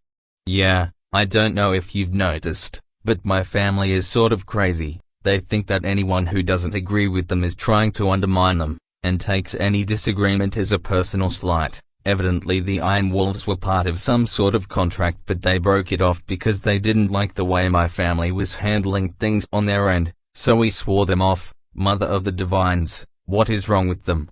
Oops, sorry. No, it's fine, I know what you meant, but I guess back to your point about this older versus younger Renmur situation, like I said, there are traces of the man he's going to become in the current Ren that we saw bits and pieces of in Renmur as an adult. Yeah, seems like Renmur has always been willing to fall on his own sword for people, especially me and Kato. He got beaten within an inch of his life, and yet right now he's acting like Leo and Yijin are his friends. I don't think I ever got the full story for that. Really? Nope. I mean, I obviously knew Ren got beaten up pretty bad, but I never knew why. Well, I think that you know all about how complicated family engagements can get, and well, my family had originally planned on getting me hitched with Leo, but after Kato and I became friends, his family offered a deal. Me and Kato would get married, and in return, his family would give us special pricing on all their imports, along with a stake in their business. So your family sold you? No, actually, it was my idea. Kato came up with the specifics, but I gave him the initial idea. Anyway, after abruptly breaking off an engagement, it was kind of obvious that Leo would voice his displeasure, but instead of acting at least to his own age, he resorted to ganging up on Kato with Yijin. Ren had always been a target of the two of them anyway, so it wasn't surprising that he got dragged into those fights pretty often as well. But one day they took it too far. Jade shivered slightly. They ambushed the two of them in an alley with some clubs they'd stolen from the academy's training area, and started wailing on them. Ren managed to hold his own for a bit, but Kato had gotten hit in the head pretty early on, so he wasn't able to really defend himself. So, Ren did what he usually did. He told Kato to run and tackle Yijin. Kato ran away to get help, and the next thing we knew, Ren was found in the alley, unconscious and barely breathing. We found out later that one of the two of them had pulled a knife and stabbed him in the back, but panicked when they realized it was more than just a scratch. How were they not? Friends in high places. Those two have calmed down a lot these past 2 years, but I don't think I'll ever fully forgive them for what they did, even if Ren does. Jade clutched her left arm and hunched her shoulders, and a dark expression clouded her face. I reached out to put a reassuring hand on her shoulder and squeezed her slightly. I'm sorry I brought it up, I didn't know. Yeah, he has always been there for me and Kato, even when no one else was. I still remember his reaction when we told him we were going to break up after that. He looked the two of us in the eye and said, if the only price I have to pay to see my two best friends happy is my body, I'll get a dress and stand around at the Red Lantern District all night long. And then he just smiled at us with that goofy grin of his. She smiled and let out a short laugh. Ren really offered to do that? Yeah, we even gave him a dress on his birthday last year and told him to pony up. Does he still have the dress? Oh yeah, he even wore it for us. I wish I could have been there. We both laughed for a bit at this and then continued on with Jade's probe into my love life. Anyway, when you said that I can't really know the current Ren because the majority of the time I've truly been with him was with, well Renmur, you're right, but that doesn't really change anything for me. I think that he, the older Ren, is really just our Ren, hiding behind layers of pain and sadness that have hardened into the shell of a man we saw in the soul mirror the other day. How so? Well, he sort of told us, didn't he? Remember what he said at dinner? That despite everything, he still cares for us, even if he doesn't think he deserves to? Personally, that sounds a lot like the Ren we've always known, if a little more depressed. I don't know about that, but I do think that he's at least similar to the person I've always known. and really, I'm just glad that he's come back to help us. I don't know what I'd do if I lost Kato like he said I would, and my daughter too. I wonder about that, since he's come back and told us, does that mean you and Kato are still going to have a daughter? Or because he's already changed the past, does that mean you and Kato having a kid is going to change? Like, instead of a daughter you have a son? I don't know, Layla, but that's certainly not gonna stop the two of us from trying. Jade elbowed me in the ribs and winked. Gross. I didn't need to know about that. Are you sure? I could teach you some moves for when you finally get Ren in bed. Although, if you're doing everything together with Yuki, I might not be of any help since me and Kato have never done a dash alright. That's enough. La la la la la la. I plugged my ears to guard myself from whatever Jade was about to say and tried to mask my face, as I could feel myself blushing furiously, mainly from embarrassment. Alright, we've been walking in circles for like 10 minutes. When are we going to go into this little armory of yours? What?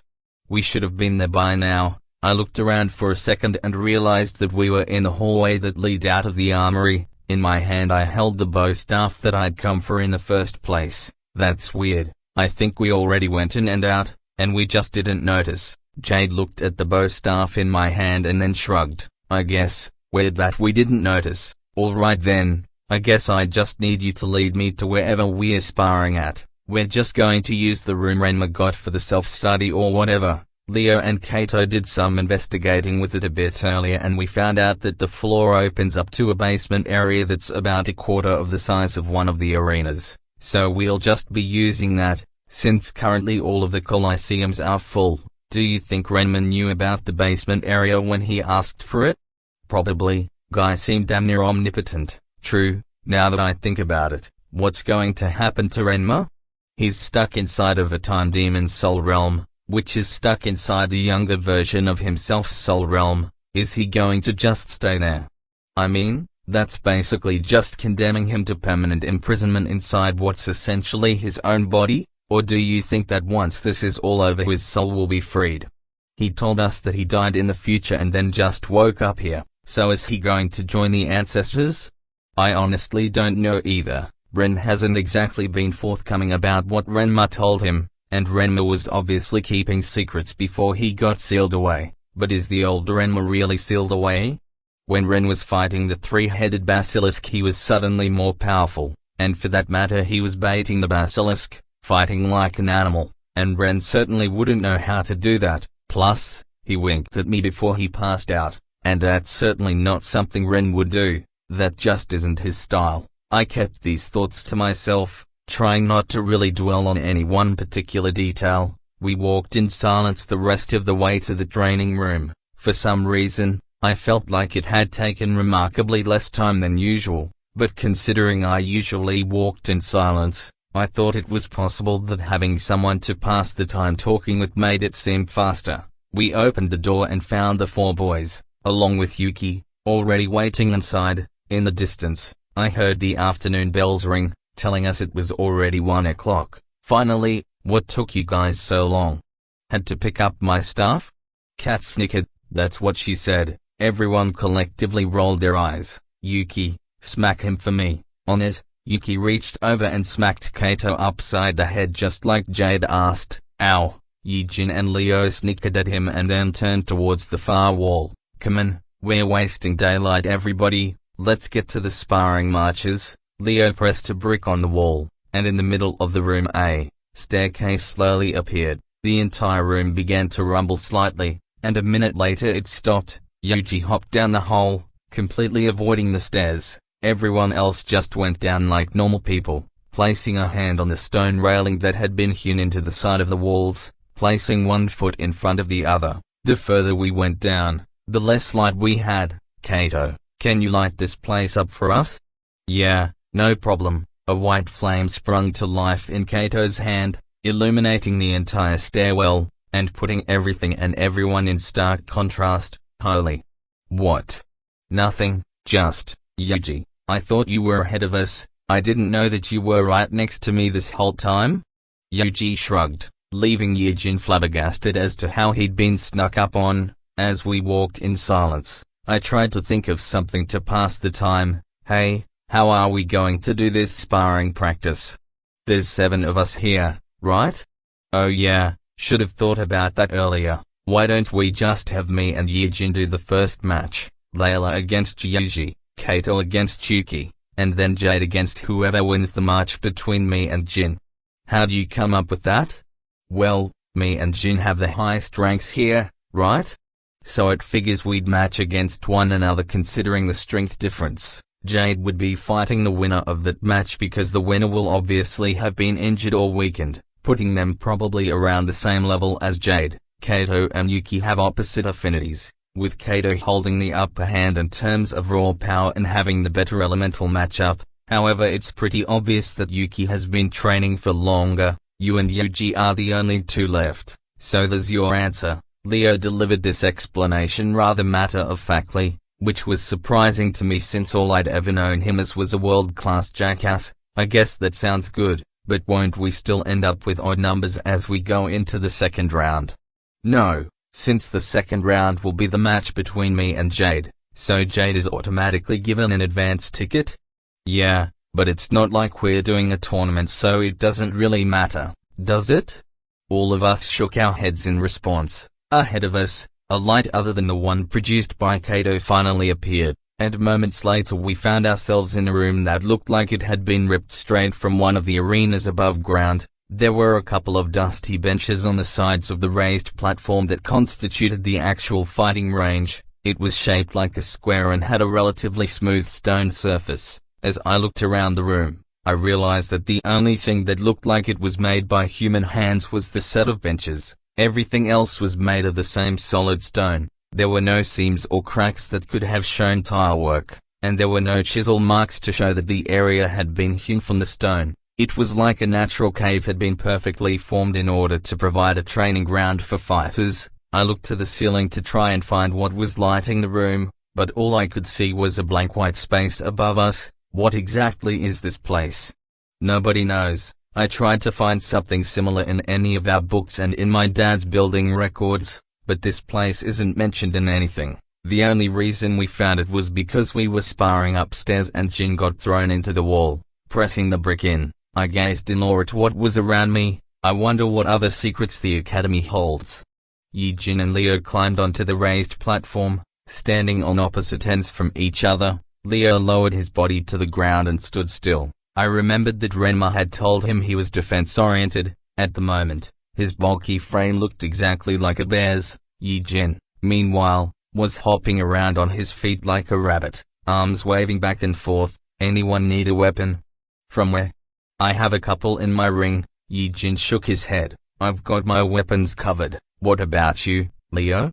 I'm good. I'm going to just use my hands. Yijin looked at him with surprise for a second, and then resumed his little dance on the platform. Jade stepped up on the edge. I'm guessing no one really needs a review of the rules, but just in case some idiot forgets, there are 3 rules. 1. No deadly blows. Since I'm going last, I'll act as referee for the first round. If I see anything resembling lethal force, I'll put you down. Everyone swallowed simultaneously. We'd all seen the raw power she could put out during our fight against Renmur's Wrath Demon. 2. The winner shall be declared when his or her opponent is determined unable to fight, gives up, or is knocked out of bounds. If you try to hit them after they're already out, again, I will put you down. Jade glared harshly at Yijin and then continued. Finally, there will be no outside help. This includes but is not limited to calling out to your friends if you see an opening. Everyone nodded their assent as these last words,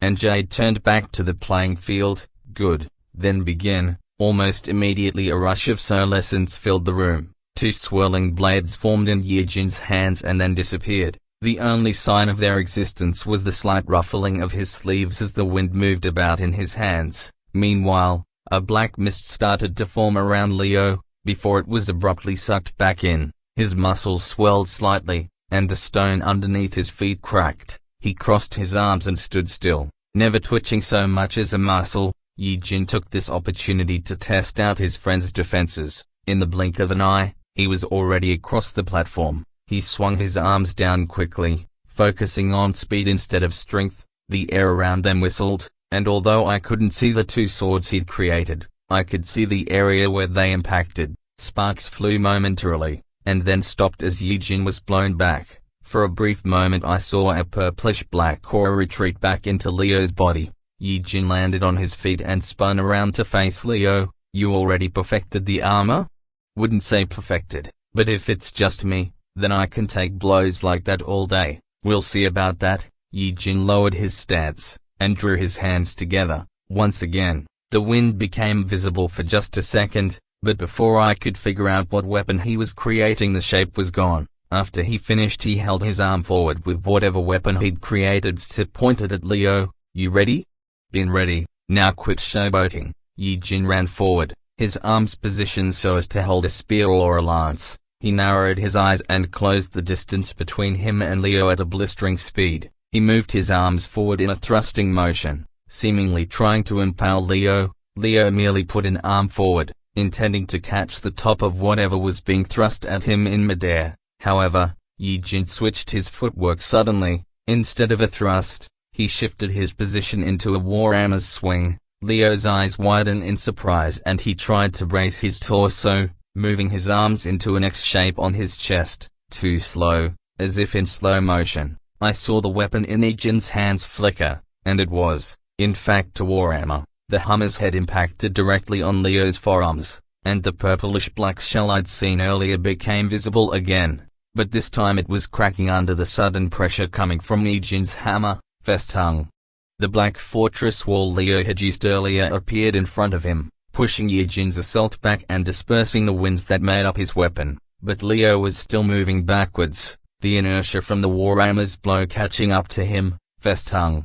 A smaller version of the black wall he'd just used for defense appeared behind Leo's back, catching him and preventing him from falling off the edge of the arena. The shockwave produced by the two impacts plastered our clothes to our chests for a moment, and I had to brace myself in order to not fall backwards off the bench. Meanwhile, Yijin simply flipped himself over and reformed his wind weapons in his hands, but this time they stayed visible for a bit longer, allowing me to see that he was now dual-wielding curved swords. Leo, however, couldn't see the weapons being formed from behind the wall he'd produced with the Festung spell. Leo stood up straight, dissolving the barriers he'd erected and rolling his neck. Obviously he wasn't going to just stay still and take hits. He looked Yijin over carefully, trying to discern what weapons he was dealing with now based on Yijin's form. But Yijin was standing in a neutral position. I knew that he was dangling two swords by his side, but Leo could only see that he held two weapons based on the movement of his clothes. Jade leaned over and whispered to me, "Do you think they're too evenly matched?" I shook my head. No, I think that Yijin has been holding the advantage the entire time. The first time he struck at Leo was to test his defenses. The second strike was to test the durability of his defenses. I think that he's going to use the dual swords in a way we're not expecting. I mean, this entire time he's been hiding them, right? Usually wind weapons are visible because they pick up dust and will emit the color of his soul realm, but the weapons have only been visible for brief moments when he creates them or when they land a blow, right? But Yijin put his all into the last swing, and even though he was surprised, Leo still managed to catch himself and push Yijin back. I simply grunted in reply, and turned my focus back to the fight in front of us. While we had been briefly discussing, Leo and Yijin had started another boo. Leo was mainly throwing punches, trying to interrupt Yijin's flow, but Yijin was just too fast. None of his blows ever landed on actual skin, but they were still hitting the shell that Leo had encased himself in. Suddenly, Leo reached out his arm and clotheslined Yijin. Yijin fell to the ground with a hard thwomp. I just winded the wind user. Leo moved in for another hit, but Yijin expected this, and he thrust his swords straight in the air. They sailed past Leo's shoulders and I winced. He'd missed. Herc.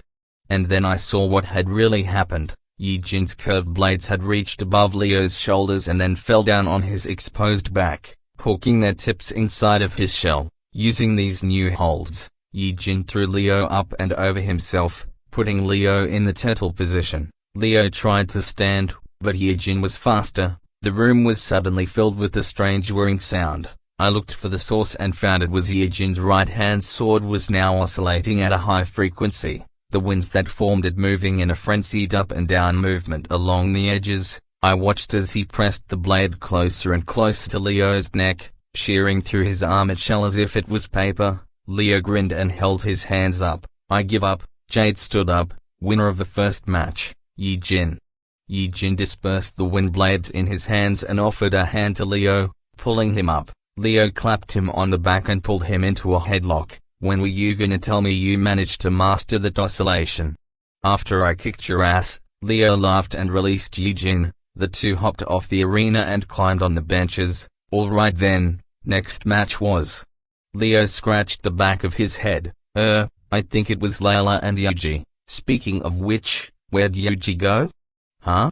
Wasn't he right here? Guys, I'm already on the platform. All of us looked to the platform, and indeed found Yuji on the platform. However, he was also emerging from what appeared to be his own shadow. Leo promptly fainted, as his appearance while inside of his shadow was rather disturbing. Holy shit, dude. Yuji's entire body was cloaked in some sort of black light, and his eyes were glowing red. What's wrong? Dude, you look like a shadow demon. Oh, sorry. Yuji stepped forward and he turned back to how he normally looked. Can I switch sparring partners? Why? I think I'll pee my pants if I have to fight that. No offense, some taken. Leo looked between the two of us. Yeah, no, you're going to have to fight him. I ain't gonna let a cat fight between the two wives start. Yuki and I whipped our heads around to face him. Excuse you? Leo realized what he said. I think that. Kato snorted with laughter. Nothing you can say is going to get you out of this one, guys. I was joking. Still doesn't help. Leo, Yuki and I looked at one another for a moment. See you in the next round? See you in the next round. I climbed onto the raised platform and took a position opposite from Yuji. Jade looked at the two of us. Yuji, do you need a weapon of some sort? Layla has her staff. Sure, I'll take a pole axe. A what now?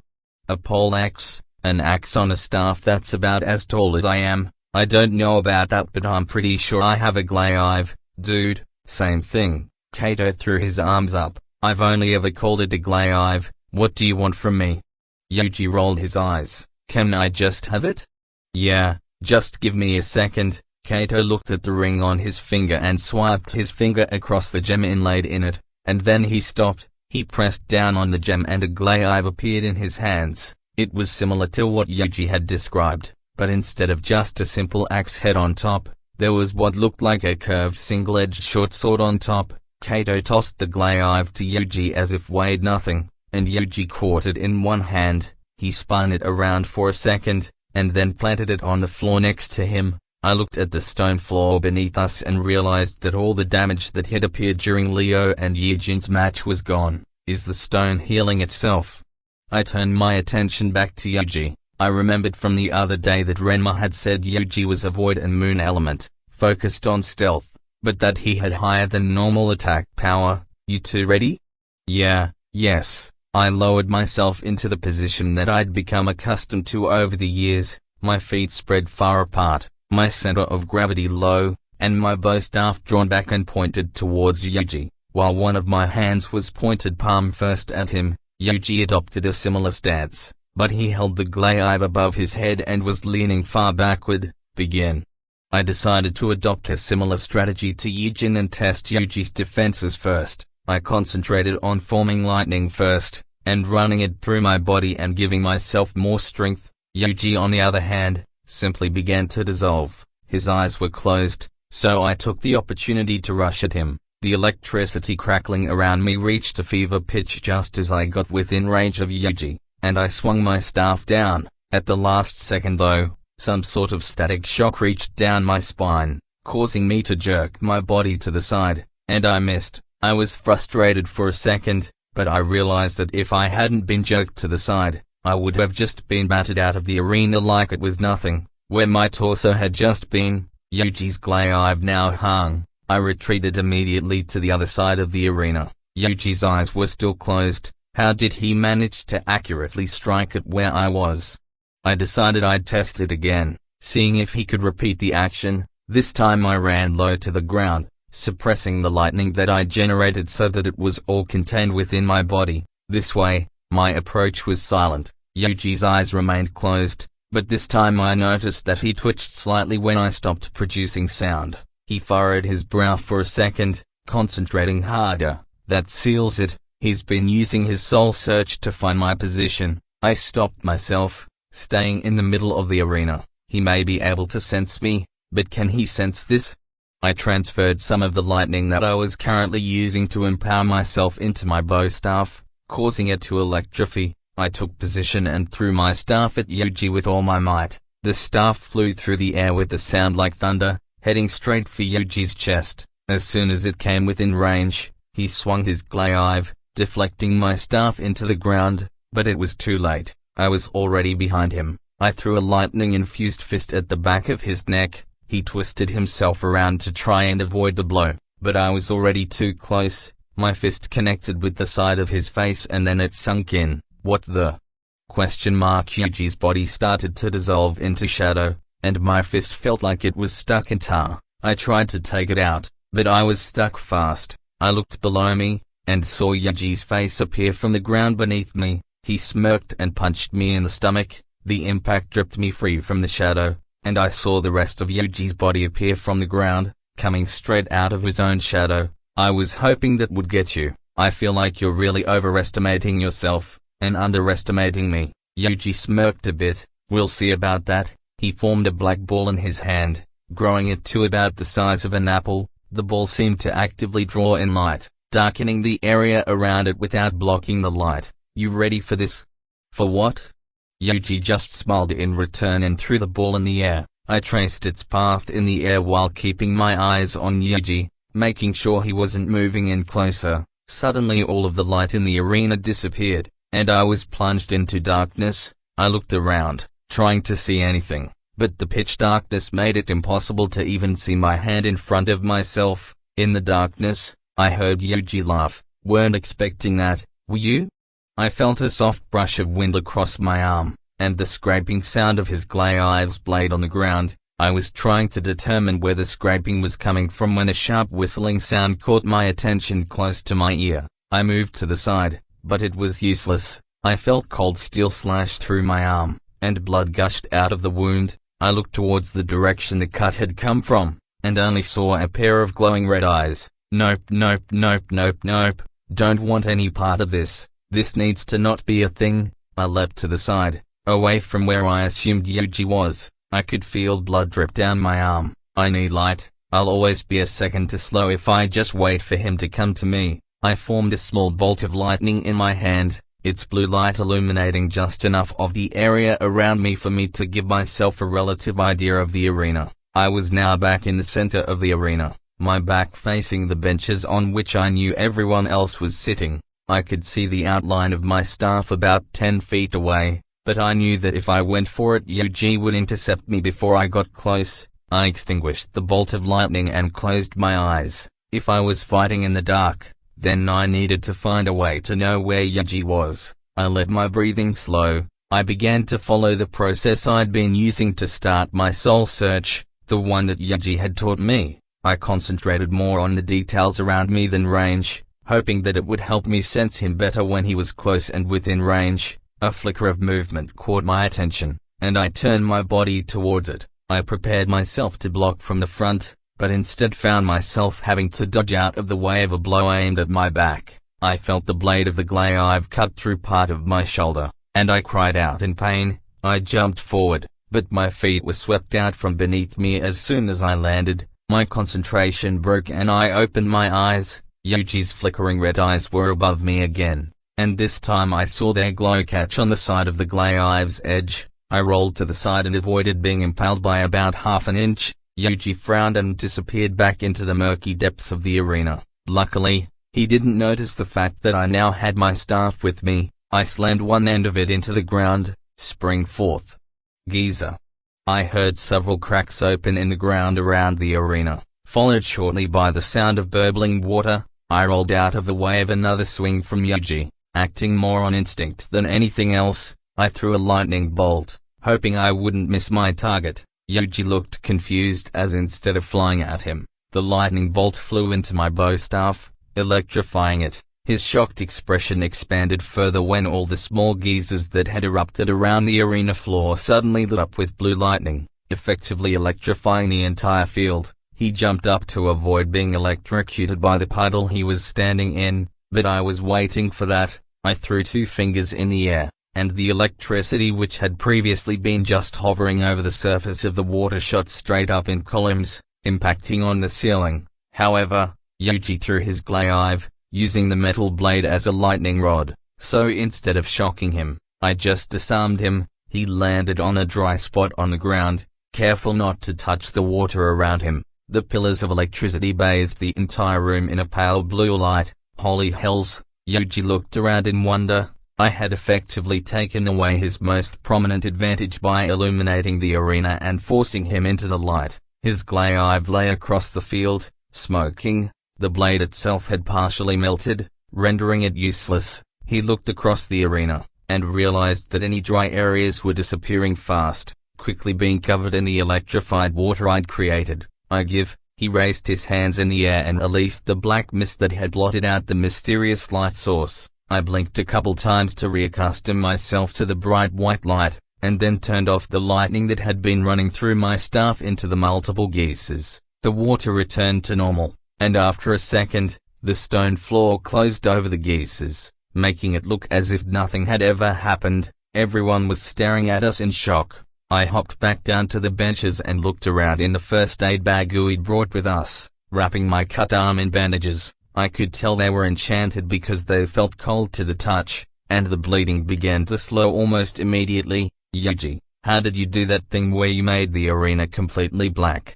Renmur recommended some books in his instructions that I read over the last couple days, and one of them was written by this guy Adan, and among other things, he described a way to harness void essence so that it could create specialized rooms of darkness, like a room where outsiders can see in but people inside can't see out, or vice versa. He used it for assassinations and stuff, so I figured it'd be a good way to keep the upper hand into a one-on-one fight. I wasn't expecting Layla to turn my own trap against me though. Speaking of which, Layla, what was that incantation you used to create all those geysers? Don't you guys pay attention in class?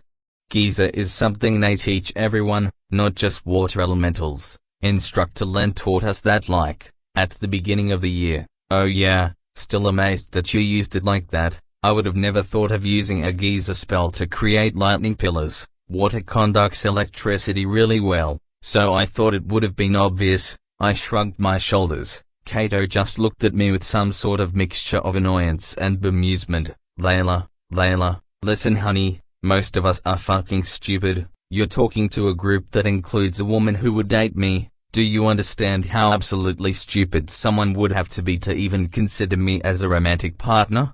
Worse still, she wants to marry me. I mean, talk about having poor judgment. Kato nudged me in the ribs and then looked expectantly at Jade. I'm not sure if I wanted to kill him because he just called me stupid or kiss him because he thinks so highly of him. Jade was glaring at Kato, which gave me a pretty good idea of which option she was going to go with. Anyway, get a move on. We have one more match in the first round, and I'm itching to lay a beat down on Yijin. What did I? Never mind. Yijin had been about halfway through being outraged when Jade fixed her death glare on him. Just promise you won't give favorable treatment to your boyfriend during my match. Jade, please, I'm rooting for you here. Kato's head sunk. Yes, I'm just chopped liver. I never said that, did I?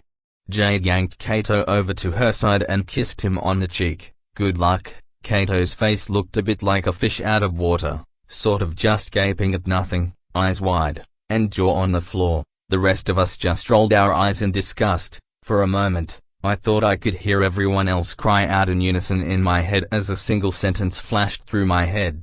Get room you two. Yuki climbed onto the arena and stood on the far end, tapping her foot lightly against the stone floor expectantly. I'm coming. Kato hopped up to the arena and put his hands in his pockets. Fighters ready? Yup, yeah. Then begin. The march was over in seconds. After hearing Jade say begin, Kato became wreathed in white flames. Yuki instantly disappeared. probably doing that presence suppression thing she had told me about, but it didn't matter. The white flames that Kato had made slowly died down, and in the place of the 15-year-old idiot I'd come to know over the past 2 days now stood a man who was easily 8 feet tall. His hair was made of the same white fire from earlier, and his body radiated golden light. He was wearing a full set of gold and red armor, and in his hands he held a curved sword and a shield. He threw the shield in the air, and the entire arena was lit on fire. I heard Yuki yelp in pain and then heard a soft thump as she jumped out of the arena. I could tell where she had landed because her clothes were currently on fire and she was rolling around screaming, "Turn ITOFF! Turn ITOFF, you gigantic asshole!" Kato laughed in a booming voice and then waved his hand. The flames disappeared and Yuki stopped screaming. We all looked at Kato and Nor. Renmur said he had the sun god attribute, but I wasn't expecting that to mean something like this. Kato shrunk back down to normal size and grinned at all of us. "Didn't see that coming, did ya?" Yijin was the first to speak. "Holy fucking shit, dude, what was that?" Kato climbed back down to the bleachers and drew Jade close in a one-armed hug. "That, my friend, was the sun god, or at least, one of them." "What do you mean one of them?" "Dude, I still have matches left. I can't reveal all my secrets now, can I? I have to fight that next, don't I?" "Yeah, cool babe, but can you hurry up and let me and Yijin fight?" "What do you mean hurry up? I'm already out of the playing field." "Yeah, but you're holding me in a death grip, right?" "Sorry." Kato let go of her, and fortunately for the rest of us, this time there weren't any good luck kisses. Yijin followed shortly, and he began hopping on his feet like he had in the first match. "Who's going to referee?" A voice no one was expecting to hear broke in. "No one. Sparring matches are over. You guys need to get out of here." I turned to the sound of the voice and found Ren standing at the top of the staircase, looking mildly amused. "Dude, come on, I didn't get to fight at all." "Jade, we both know that you'd blow the ceiling off this place if you actually tried to do anything. Plus, I've got something better for all of you." "What is it?" "A surprise. Plus, if things go the way I'm expecting, then you'll be fighting anyway at the end of this."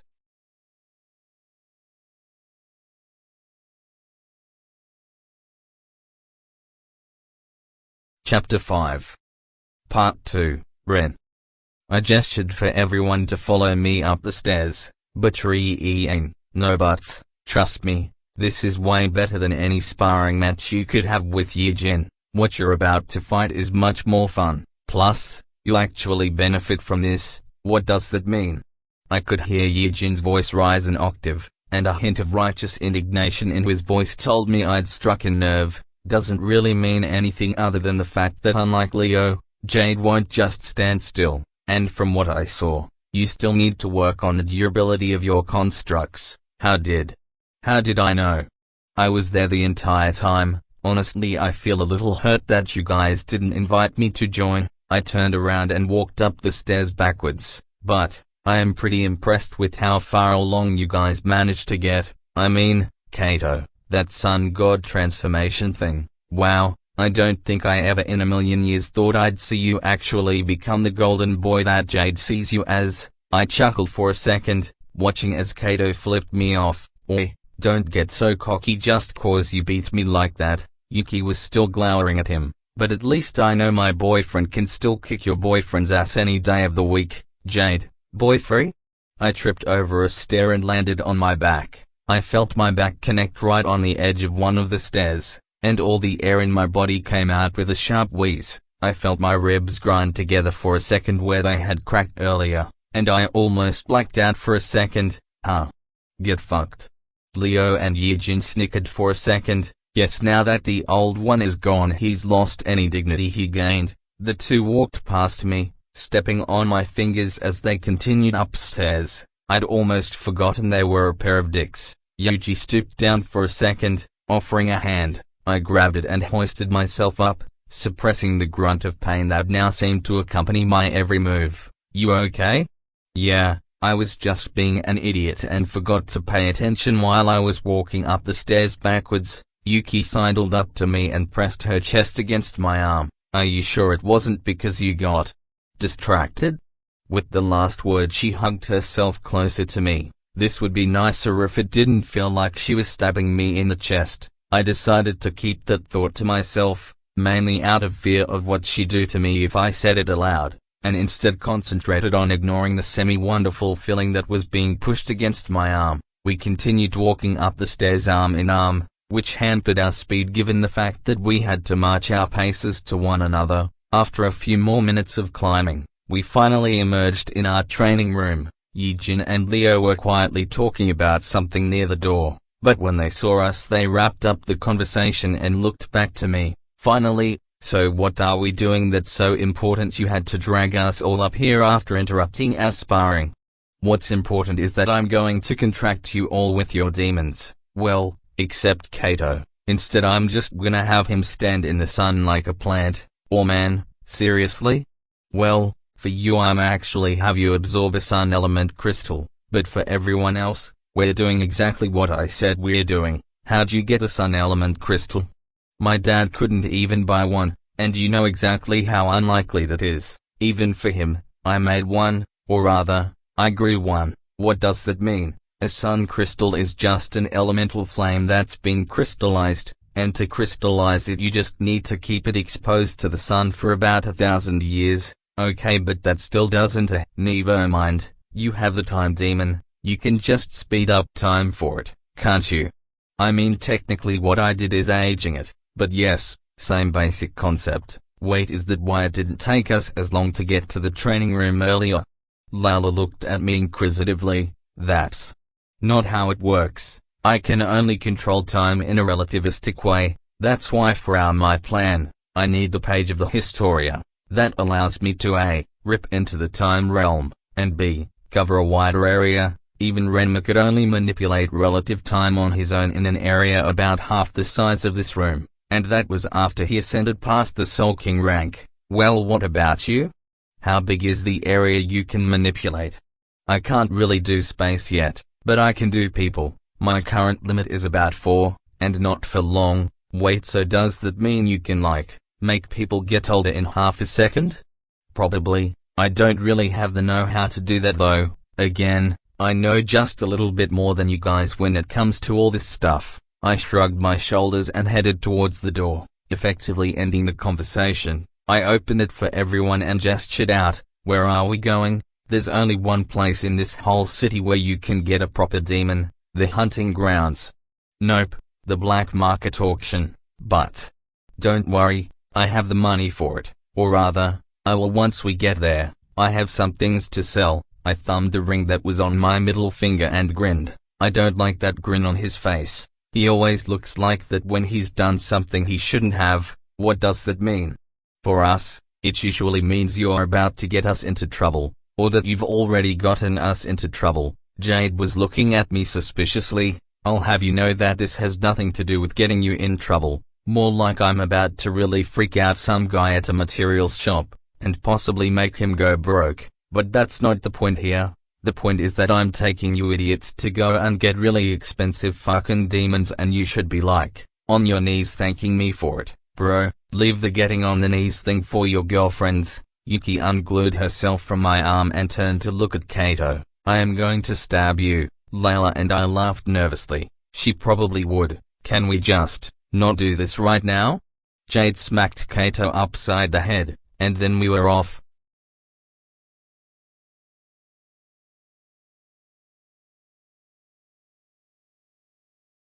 Chapter 5. Part 3. The black market auction was surprisingly busy considering the fact that half the city had already been evacuated into the school coliseums. But then again, desperate times created desperate men, and desperate men were always willing to pay. As everyone in our group naturally dispersed to gawk at all the illicit goods being bought and sold in the various stalls, catching strange looks from more than a few of the people gathered, I noticed that there was a man standing near the back with a few demon corpses and materials at his stall, which wasn't too unusual. What was unusual, however, was the fact that inside one of the cages, he had a winged dragon. Most of the dragon demons around Bastion were of the eastern variant and as a general rule didn't have wings. The man clearly saw me eyeing the dragon and smiled knowingly. He flicked his head at me. and I took it as a signal to come over. I'm gonna go sell my stuff. You guys keep close together and keep one hand on your wallets. I began to walk towards the man, maintaining eye contact the entire way. He had red eyes and black hair, and for some reason, he gave off the impression of a man who had seen everything. I finally stopped in front of his stall and sized him up. I couldn't sense any soul energy coming off of him, which either meant he was hiding it, or he was just a normal person. His smile changed into a merchant's grin, and he spread his arms. Welcome to my shop. How may I help? I eyed him suspiciously. He had a certain flourish to himself that betrayed a nature that didn't suit his appearance. I'm here to sell some materials, and maybe buy some things. If the price is right, well, I can guarantee your selling prices will be both fair and beneficial, but when it comes to buying, well, negotiations won't be going your way. He winked at me and stepped back, rubbing his hands together. So, what do you have? Do you have a space a bit bigger than this for me to drop everything off in? Yes, just give me a moment, dear customer. The man opened the curtain on the tent that had been standing behind him and gestured inside. I stepped inside and found myself in a room much larger than the exterior could have possibly held. The tent inside was easily as big as the market outside, and it was completely empty, which allowed me a better scope of just how big it could be. What is this place? Trade secret, I'm afraid. So, what do you have for me? Well, I have this. I pressed the gem on my ring, letting all the demon corpses out, placing them in an hour around me that was half as large as the room. Encircling the entire group was what was left of the three-headed basilisk's corpse. Unfortunately, when Renmur blew each of the heads off, he destroyed the fangs and eyes of the beast, which meant that the most valuable pieces of it were gone. The merchant whistled and stepped in a circle. Wow, quite a few things for a young man of your age. Should I be worried about some people coming over to see me about you? Nope, everything here is stuff that I killed myself. Very well then, well, let me start. The man's eyes flashed momentarily, and then he looked back at me. I see you have the corpse of a three-headed basilisk, though it's in quite a state of, well, let's just say disrepair. Along with that I count 16 high tiers, one of which being the armored hydra, and about 40 mid-tiers. I'd say there's also quite a few of the low tiers, but in all honesty, those are worth a pittance here. What I'm more interested in are these. He pointed to the pale corpses of the weird creatures we'd fought inside the tomb of the Earthian emperors. Now, where did you find those, I wonder? His eyes narrowed and for a moment, I thought they flashed blue. Found them in the catacombs beneath the city. Had a weakness to fire but overall weren't very strong. He looked at me suspiciously before cocking his head to the side, as if he was listening to someone. All right, I believe you. Well, then, to begin with the breakdown, considering the rarity of those things, he gestured flippantly at the pale tomb creatures, along with the three-headed basilisk, which, by my calculations, is probably a lower cataclysm class. I'd give you 500,000 platinum marks. I avoided letting my shock at this number show and shrugged my shoulders dismissively. I'm not sure this merchant actually knows how to make money. Sounds good to me. Good. The man waved his hand and all the corpses disappeared. Now, what would you like to buy? I think we know what I want to buy. Ah, yes, the dragon. I am afraid that is not for sale. Why not? Because that dragon is not a material being, especially not for a man who's about to die. This time I couldn't stop the shock from showing up on my face. How did you? Good sir, that dragon can only be seen by the souls of the damned. The mere fact that you managed to see it proves to me that you are about to die, potentially worse. So, what is going to happen to you, I wonder? His unnerving red gaze passed me over up and down. I see. What? Nothing. Well, nothing other than an irregularity. What's that supposed to mean? I could feel the hair on the back of my neck rise, and something inside my soul realm was stirring, getting angry. He raised an eyebrow. You have quite a large wrath demon for such a young age. We wouldn't that to get out of control again, now would we?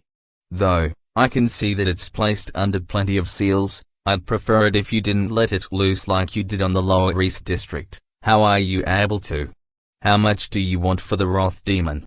The merchant's eyes glimmered expectantly, and his face morphed into a wolfish grin. But, It was my time to refuse. That isn't for sale. Very well, then I guess our business here is done. The man snapped his fingers and I was back outside in the hustle and bustle of the regular auction. I turned back to speak to the merchant, but he was gone, along with his stall, with a, "Hey, Ren. The demon auction is starting." I looked to the sound of the voice and found all of my friends standing in front of a growing line of people, all heading inside a brightly lit building with a single red lantern above the doorway. Whatever, at least I got the money he said he'd give me. I ran over to my friends and joined them at the front of the line. I got enough money for us to last a lifetime in here, so we should be alright. Now, I want you all to remember, don't talk too loudly, don't say who you are, and don't even think about wandering off. The people here want their business to be conducted quietly and anonymously, and they're willing to kill to keep it that way. I made sure everyone agreed to what I just said, and then I turned back to the door in front of me, waiting for it to open. From behind the massive black doors, I heard a few people talking quietly, and then they opened, letting us all inside. I stepped in and headed towards one of the balcony seating areas directly in front of the main stage. I grabbed the paddle that would be used to signal a bid to the auctioneer. We all sat down and began our wait for the show to start. When is this auction going to start? It'll probably be another 20 minutes since everyone needs to get seated first. In the meantime, why don't you guys work on your soul search ability? It could come in handy when the auction starts. And Kato, why don't you start working on absorbing the sun crystal's power? All of the balcony booths have a light cloaking spell in order to protect the occupant's identity, so you should be able to do it without lighting up the entire auction hall. I pulled the crystal out from one of my pockets and handed it to him, making sure I didn't move too quickly. The crystal was still relatively volatile, and could explode if it was introduced to any extreme outside factors. Thanks. Kato put the sun crystal in his hands and closed his eyes, concentrating on deconstructing and absorbing the essence of the sun contained within. As for everyone else, their eyes were firmly shut and they too busy concentrating on molding their soul essence to really notice much of anything. I, on the other hand, was on high alert. I couldn't risk the possibility of someone coming after us, including the merchant with red eyes. He had known things he shouldn't have, and he simply disappeared from after he was done talking to me, which was never a good thing. I continued my watch for about 15 minutes. And then a voice coming from the stage signaled the start of the auction. I nudged everyone except Kato out of their collective stupors and gestured to the stage. I want you to keep your soul search on while he's showing off the demon spirits they're selling, and if you can, keep your eyes open. There's a certain amount of compatibility with your demons that you need if you want to truly strengthen yourselves, and a lot of that compatibility comes off of not only a visual feel, but how your soul itself reacts. Usually, if we'd been given the time to cultivate them, I'd have you use and shape your inner demons, but for now, we're going to rely on an external source. Yuji looked at me strangely for a second. What do you mean inner demons? I mean your inner demons, the demons you produce in your own soul. Everyone now turned to me, clearly asking for a better explanation. I rolled my eyes and leaned back into my chair. Alright, so I guess I should start with what exactly a demon is. A demon is usually just some sort of animal that has an overabundance of soul essence, and not enough intelligence to control it. That's why most of the demons we see are just regular animals with augmented traits. Of course, there are animals, or rather, beings like dragons and phoenixes that can become demons too, but they're much rarer. However, with humans, we're constantly seeking to attain greater power, and unlike the animals I was talking about earlier, we more often than not have the intelligence to control our soul essence, so turning into a demon isn't too much of a problem. Most cases we see of humans turning into demons is when they try and contract with a demon more powerful than they can handle, leading to them being overwhelmed, and the demon's spirit contained within taking over the body of the host. However, we, as people, are inherently flawed creatures, and, of course, when you combine a continuous supply of growing power and an already volatile power source, accidents are bound to happen. Instead of feeding the soul essence directly into the soul realm like you're supposed to, you can feed it into your soul itself, and when that happens, It's really a coin toss of whether or not the part you're feeding is a good part, or the part you keep hidden from everything, including yourself. I paused for a second, trying to catch my breath and think properly of the words I was about to choose. You know the told story of the wise man who sat atop a mountain in solace, contemplating life? The one where a sage visits him to find the truth of the world? Yeah, the sage asks, "What must I do to attain balance?" And the wise man replies, "Two beasts battle for control within me, one of noble heart, and one of dark intentions, for now they are equally matched." Upon hearing this, the sage asks the wise man another question: "Which one do you think will win?" The wise man simply replies, "Whichever one I feed." I looked around to make sure they were still following me and took a deep breath. That story more or less encapsulates the ideas behind your inner demons. If you're not careful, and start absorbing energy into your soul instead of your soul realm, you run the risk of feeding energy to the beast of dark intentions, and if that happens, then you can become the very thing which we, as slayers, seek to destroy. Of course, if you're doing things properly, you can avoid the bit where you turn into your own personal brand of hell on earth, by shaping your soul first, turning those dark intentions into a creature that can be controlled. Often, your most powerful emotions are where the demons come from. So what are your, or I guess, Renmur's inner demons like? Renmur only had one, and you've already seen it. It was the only emotion he had left after everything that happened: anger. Anger at the world for taking away his loved ones. Anger at himself for being unable to protect Yukihime and his unborn child. And finally, anger that to survive, he had to use the power of the very thing that sent him over the deep end. All of that turned into the wrath demon, and as you guys have seen, he'd been feeding that for quite a while. We all sat in silence after that, waiting for the room to settle down and for the demons to go on sale. Way to go, Ren. That wasn't a mood killer at all. Got any more tricks? I sighed to myself and focused back in on the stage in front of me. It seemed that the auction was truly starting now.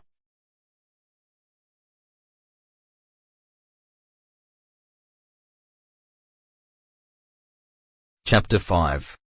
Part 4. Welcome, ladies and gentlemen, to our emergency auction. As we all know, there seems to be some sort of disaster heading to our great city, and as such, this may well be our last ever day here. So, in the spirit of doom and gloom, we here are pulling out all the stops. The demon spirits being sold here are of the highest quality, some never before seen, no, never even heard of before. There was an uproar of applause and cheering as the auctioneer spoke. It seemed that impending doom was nothing compared to the chance of getting a rare item for most of these people. To begin this auction, we bring an item only recently found, something that appeared in the catacombs beneath the city just before the crisis with the flame demon that appeared outside our walls. The expedition force we sent out was only able to procure a few items, but among them was this rare treasure, rumored to be from the time of the Moon Empire. The man gestured with a flourish towards the center of the stage, and a podium suddenly appeared with a glass case on top. Inside the glass case was a simple sword with a couple of inscriptions on it. The only thing of particular note were the inscriptions that ran up and down the spine of the blade, which I half recognized from class. I wasn't sure, but if I remembered correctly, the inscriptions were for increased durability on the blade along with an enhancement that gave the sword a flame element. The bidding for the sword ran high, ending up being about 10,000 platinum marks. After the item was sold, the auctioneer began his spiel for the next item. This continued for a while, with the bidding usually ending in the low thousands for items, and about 50,000 for the higher tier demon spirits. Of course, I was more interested in mid-tier demon spirits, but no one in my group was reacting whenever we saw them on stage. Next up we have a mid-tier demon spirit from a far-off land. It's a beast type from the savannah, and is feared by those it hunts, stalking all those before its watchful gaze. This demon's roar can be heard from miles around, and its golden hide has attracted the attention of more than a few top-tier hunters. The man paused for a second for dramatic effect, and then the curtain dropped from the cage, and within I saw something that completely shocked me. Isn't that a... Leo sat forward for a moment to get a closer look, and the demon looked right at us. Its golden eyes seemed to follow every move, and it abruptly stopped pacing in its cage. I looked expectantly at the target of its gaze, and he nodded. "Eugene, you want that cheetah demon, don't you?" Leo looked at his friend and grinned. "I totally want that." I nodded my head and raised the paddle I'd picked up at the start of the auction. 30,000 platinum marks. The auctioneer pointed to me. "I have 30,000 platinum marks. Do I hear 35,000? Someone on the opposite end of the room raised their paddle. 35. "I have 35,000. Any challenges?" I raised my paddle again. 36,000. Almost immediately the paddle from the previous bid went up again. 40,000. I raised my paddle. 50,000. A 10,000 mark jump. "Good sir, do you want to raise your bid again?" The person from before shook their head. "Then, we're going to go once." He looked around the room. Twice. The auctioneer's eyes flitted around the room. 3 times. He spun around one more time. "Sold. Number 45, you can pick up your brand new Fanged Emperor Cheetah Demon after the auction, along with any other items you buy today."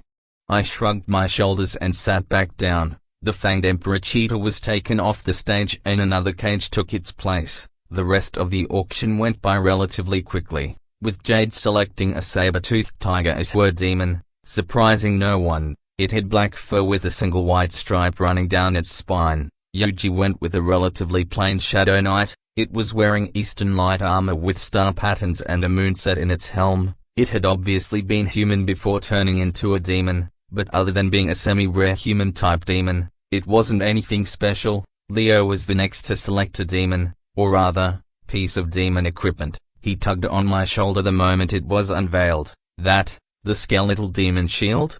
"Yeah, alright." I raised my paddle. 20,000 platinum marks. 25,000. I rolled my eyes. Since the other two were cheap, I better just crush the other bidders now. 35,000. The same person called out again. 36,000. 45,000. No one raised their paddle again. Going once. Twice. Thrice. Sold. They took the shield off the stage, placing it with the 3 demons I'd bought. I paid 35 for Jade's demon, 30 for Yuji's, and 50 for Yujin. Add in the 45 and I'm at 160,000 so far. Still have plenty. I settled into my seat and cracked my neck. I started to doze off since nothing was really happening. After what seemed like an instant I was shaken awake by Yukai Haim. I looked at what was on stage and caught the tail end of the description. What we have here is less a demon and more a spirit, folks. Rumored to be the spirit of the mountains itself. This blue flame spirit will start at 50,000 platinum marks. I raised my paddle immediately. 100,000 platinum marks. Better to just get this over with. The entire auction hall went completely silent, and even the auctioneer immediately went silent. I hadn't really been awake, but even I knew that none of the demons had gone for that much yet, and that wasn't even counting the fact that I'd immediately doubled the price. No one raised their paddles. Ahem. I cleared my throat, and the previously flamboyant auctioneer regained his composure. Going once? I sighed. Twice? Get on with it. 3 times, and sold. Finally, I went back to dozing after checking the math in my head. I only need to get one more, and that weird merchant overpaid me, so it's fine. This time, the passage of time was a bit slower, and I vaguely felt myself falling deeper and deeper into sleep. Yet, something was tugging on the end of my consciousness as the auction continued, preventing me from fully falling asleep. I knew it wasn't because I needed to pay attention to the auction, mainly because the only person left who needed a demon was Layla, and I knew she would wake me up when her time came, but there was just some sort of nagging itch on the back of my mind that wouldn't go away. Up next is a new type of demon beast from the far south, dwelling in the stormy peaks surrounding this city, with a storm element affinity. This is the Ryujin.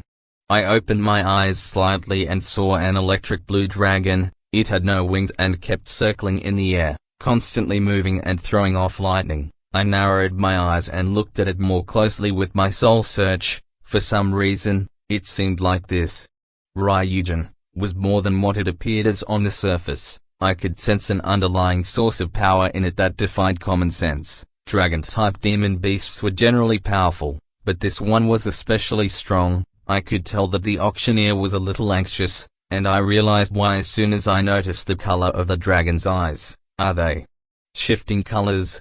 As I leaned forward to get a better look, I confirmed my suspicions. The dragon's eyes were constantly changing, white one moment, then red, then black. If the eye color is changing like that, it must mean the demon's power isn't very stable. This thing can explode at any moment. Better. Damn it. I looked towards Layla, and she nodded. I raised my paddle. 150,000 marks. I had seen people start to raise their paddles, but it was too late. The auctioneer did the countdown as quickly as possible. He realized the danger of putting it in a loud environment for a prolonged amount of time, and immediately put a curtain back over its cage as it was moved to my pile. There were groans of complaint, especially about there being some jackass throwing crazy amounts of money on mid-tier demons, but there were also whispers of relief going through the auditorium. Clearly, I hadn't been the only one who noticed the creature's eyes. I'm pretty sure I'm the only bastard here dumb enough to even think about touching that with a 50-yard stick. Well, except for Layla. I stood up and stretched my back before tapping Kato on the shoulder. You good to go? He opened his eyes and looked around for a minute. Yeah, I think I'm good. Kato stood up and rolled his shoulders. I could tell just from the aura he was giving off that he had ascended to about the halfway point of Silver 4. I turned back towards everyone else. The easy part is over. From here on out, I'll be having you all subjugate the demons I just bought. To do that, you're going to need to beat those demons into submission, no matter what. You cannot allow yourselves to be taken over. Everyone nodded their assent and I headed over to the auction house's counter. It was here that I would pay for everything I bought before it was handed over to me. Standing in front of the counter was an old man wearing a mask and dressed in an expensive suit. Guys, go back to the room. Something's off about this guy. What gave you that idea? The fact that he's wearing a raven mask? Or the fact that there's a fat old man waiting for a young man in front of a counter? I shudder to think of what that head of yours is thinking, Kato. Well, actually, I heard Kato and Layla's conversation fade away as they headed back to our room, and as soon as they were out of sight, I started walking towards the masked man. How can I help you? The man in the mask cocked his head slightly to the side, and though I couldn't see it, I could tell he was grinning. Oh, nothing much, my dear boy. I was just curious as to how a young man like yourself managed to find this place. We are a rather exclusive club. I wonder if he would believe me if I told him my mother runs half of this city's underground information rings. Oh, you know, family ties. The man's demeanor changed slightly at this. Before he had at least pretended that he wasn't planning something, but the way he shifted his hefty body told me that he wasn't in the mood for me to play dumb. Well, boy, you must come from some family if you can afford to buy all those demons for such exorbitant prices. Not really. I just worked hard every day and sold all my demon materials, along with the corpses. There's a merchant I saw earlier who paid me enough money to last a lifetime for all of it. I can tell you where I saw him. The man had been growing stiffer and stiffer throughout my little spiel, and by the end of it he was almost shaking with rage. Well, in any case, boy, you bought something tonight that I would like to have. Oh no, what could it possibly be? I responded in a monotone voice and pressed a hand to my cheek. I want that dragon. Can't have it. I'm willing to pay you the price of it right here and now. Nah, I'm good. The man gritted his teeth. What if I give you another 50,000 platinum marks? Wow, mister, you really want this? But still, no, it's a gift for a very special girl. Don't be impudent. Besides, there are other gifts you can give her. I can provide for you anything that you want. Oh, can you give me a bunch of silver tier armor along with the 200,000 marks you were talking about earlier? I bet if you could do that I'd be more willing to think about giving you the Ryujin. Behind the mask I could see the man's eyes glint sharply. You're just in luck, young man. What I've been buying today has been armor of the highest quality. Some of it is even gold tier. He gestured to the counter and clapped me on the shoulder. The two of us walked up to the woman who was managing the auction claims. As soon as she saw the man in the bird mask, she sat up sharply and stiffened. Welcome back, sir. May I see your paddles? The man handed over his paddle, and the receptionist checked the number, to speed up auction handouts and to allow customers to leave in a hurry if they needed to. This place had come up with the system where the auctioneer noted the number of the winning paddle and communicated it to the people who held the items while the auction continued. These people informed the front desk workers so that when the customer checked out with their paddle, their items could be immediately and accurately retrieved. "I see, I will get your items now, please hold here for a minute." The woman disappeared momentarily, but she was back within a minute, carrying a storage ring in her hands. "These are all the items you have bought today, sir. May I take the payment now?" She held out the hand that wasn't holding the ring, pointing to an inlaid storage gem in the counter. The man pulled a necklace off of himself and pressed it to the storage gem, transferring however much money he had spent at the auction into it. Once the receptionist confirmed that it was the right amount, she handed him the ring. The man turned to me. "Now then, I believe I owe you the armors I bought and 200,000 marks. That was the deal." I held out the storage ring I'd previously been carrying demon corpses in and watched as he pressed the gems together in his hands. After a minute he handed back my ring, and I found that there were indeed about 20 sets of armor in it now, along with the promised 200,000. "Thanks." I handed the receptionist my paddle while keeping my eyes on the man, who was watching the receptionist's ass sway back and forth as she walked away. A small voice in my head began to talk. "Can this guy get any more disgusting?" "Wait, never mind, I don't want to know." The receptionist returned a few moments later and looked at me suspiciously, as if to say, "There's no way in any hell this kid has the money for this stuff." I merely grinned at her and pressed the ring I'd been storing my money in into the receiver gem. "How much did I spend again?" The answer came to me a second later. 360,000. I stopped the money transfer when I reached that point and raised an eyebrow at the receptionist, who was now staring at me slack-jawed. "Can I have my ring now?" "Yes, sir." She handed me the ring and I put it on my finger and began to walk away. The fat raven man blustered and started following me. We had a deal. All of my armors and, I stared at him harshly. "If you remember correctly, I said if you did all that I'd think about accepting your offer." I thought of it and rejected it. "Want me to do it again?" You may be shocked by the answer. The man picked me up the collar of my shirt and brought me close to his face. Or, well, his mask. I noticed for the first time that he smelled like sweat and dead animal. And that wasn't even including his breath. He had clearly been drinking as well. "Listen here, boy, I don't know who you think you are, but I'll have you know that defying me is as good as defying the gods here. So, you better give me that Triugen, along with all of my money and armor back as reparations for attempting to deceive me, or I will have you and your friends' heads on a platter." The voice in my head returned, along with a set of instructions, and I couldn't stop myself from grinning. What is it that makes you think you can grin like a fool like that?"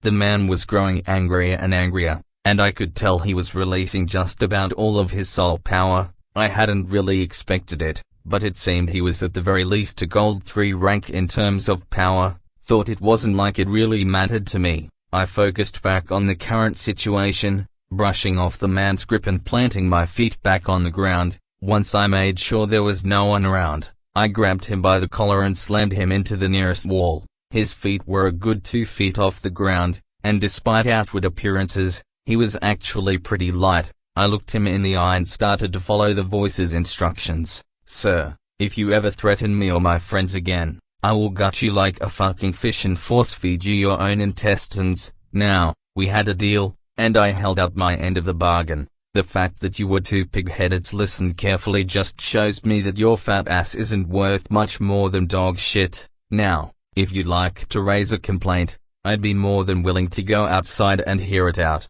But just so you know, if we do that, you're not going to go home in one piece. I could see my wild reflection in the beady glass eyes of the mask, and for a moment I could see Renmur's overshadow my own. But considering he'd come up with this scenario, it wasn't much of a shock. "So you're finally acknowledging that I'm here?" "Shut it, old-timer. It's kind of hard to wrap my head around you getting knocked loose from the time demon and inhabiting my mind while I'm still here, not to mention the other issues involved with it. So at least let me handle this bit. You understand everything I just said, pig?" or do you still want to file a complaint? I let my soul power leak out just enough to show the power difference between the two of us, and his hands visibly paled. He started shaking and a choked sob came out from beneath his mask as he realized just how badly he had screwed up. I asked a question. You need to give me an answer. My grip tightened and I pressed him against the wall harder, resulting in cracks forming on the wall behind him. He finally shook his head side to side, and I dropped him. He landed in a pile by my feet. The impact shook his mask loose and he hurriedly put it back on his face, but not before I caught a glimpse of his face. A long scar ran down the left side of his cheek, ending just above his eyebrow. The other side of his face had been burned at least partially, but I couldn't catch the rest of it before the mask was back on. He picked himself and ran away before I could say or do anything else. Well, better get back to everyone else. I shrugged my shoulders and walked back to the booth where all my friends were waiting. What? No thank you? I got that guy to leave and got us a bunch of money and armor for the plan. I just increased everyone's chances of survival by about 30%. I ignored Renmur and opened the door to the booth. Let's go, for real this time.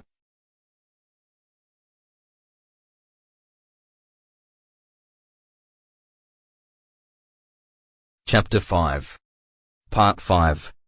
After retrieving everyone from the booth and exiting the auction house, I told everyone to go home for the day. I kept the purchased demons with myself, along with the armor that I'd taken from the fat raven guy. I headed back towards my home and went straight to my room, not bothering to say hello to my family. Tonight, I had more than a few things that I needed to do, and I doubted that I'd be able to sleep at all. Better get started now. Kid, I can probably help you tamper with the demon spirits, but you'll have to do all the physical work since I don't have control of the body. I know. I'll sort through the armors for everyone and try to get any inscriptions you recommend onto them, but I'm not sure I can do it very well. Don't worry about that. I've learned that it doesn't really matter if your lines are shaky, so long as the basic pattern is still legible. Plus, you have my experience, even if you didn't work for it. Is that spite I hear in your echoey, non-existent voice? Haha, God, this arrangement sucks. Hey, at least you're able to witness the outside world. I got trapped in the time demon's soul realm while you ran around with my body. You have a point, but I'm also stuck as a disembodied voice that no one else can hear. Point taken. Anyway, how did you get out? Didn't you say that you'd only be able to stick around for the fight with the basilisk? I don't know the exact reason behind it. All I know is that once I was out, I couldn't get drawn back into it. It was like something was blocking me from going back in. While we had been talking, I'd been absent-mindedly thumbing through all the armor pieces that had been handed over to me. There were, as the man had said, some high-quality armors amongst everything, but none of them really had any good enchantments other than the size fit. None had set elemental affinities, and all of them were mismatched. There wasn't a single set of armor, just bits and pieces from various places. What a weird way to buy the armor. After a couple minutes I finally chose to just pair everything as best as I could. In all, I had acquired 10 sets of armor, along with a spare breastplate and pair of greaves. Renmur, is there any enchantment that'll turn the armor pieces into a set? I mean, I tried to match them to the most similar items, but it's still kinda hard since I've got stuff like iron plate matched with dragon scales. Yeah, you can set an enchantment that'll redistribute materials and make it all one cohesive set, but it'll take about 3 hours to do it. For each set? No, total, for everything. Keep in mind that you still need to finish writing. I know, don't mention it, I'm still just trying to think of the words for them. Speaking of which, don't you have anything to say to everyone? Don't forget, they all think I'm stuck inside you with no way of communicating. If everything goes to plan, it'll stay that way. Plus, kid, they're your friends, not mine. Not anymore. Renmur, shut it. Renmur's voice faded away, and I could feel that he had retreated back to the depths of my mind where I couldn't quite reach him. For being my body and mind, he seemed to have a lot more control of it than I did.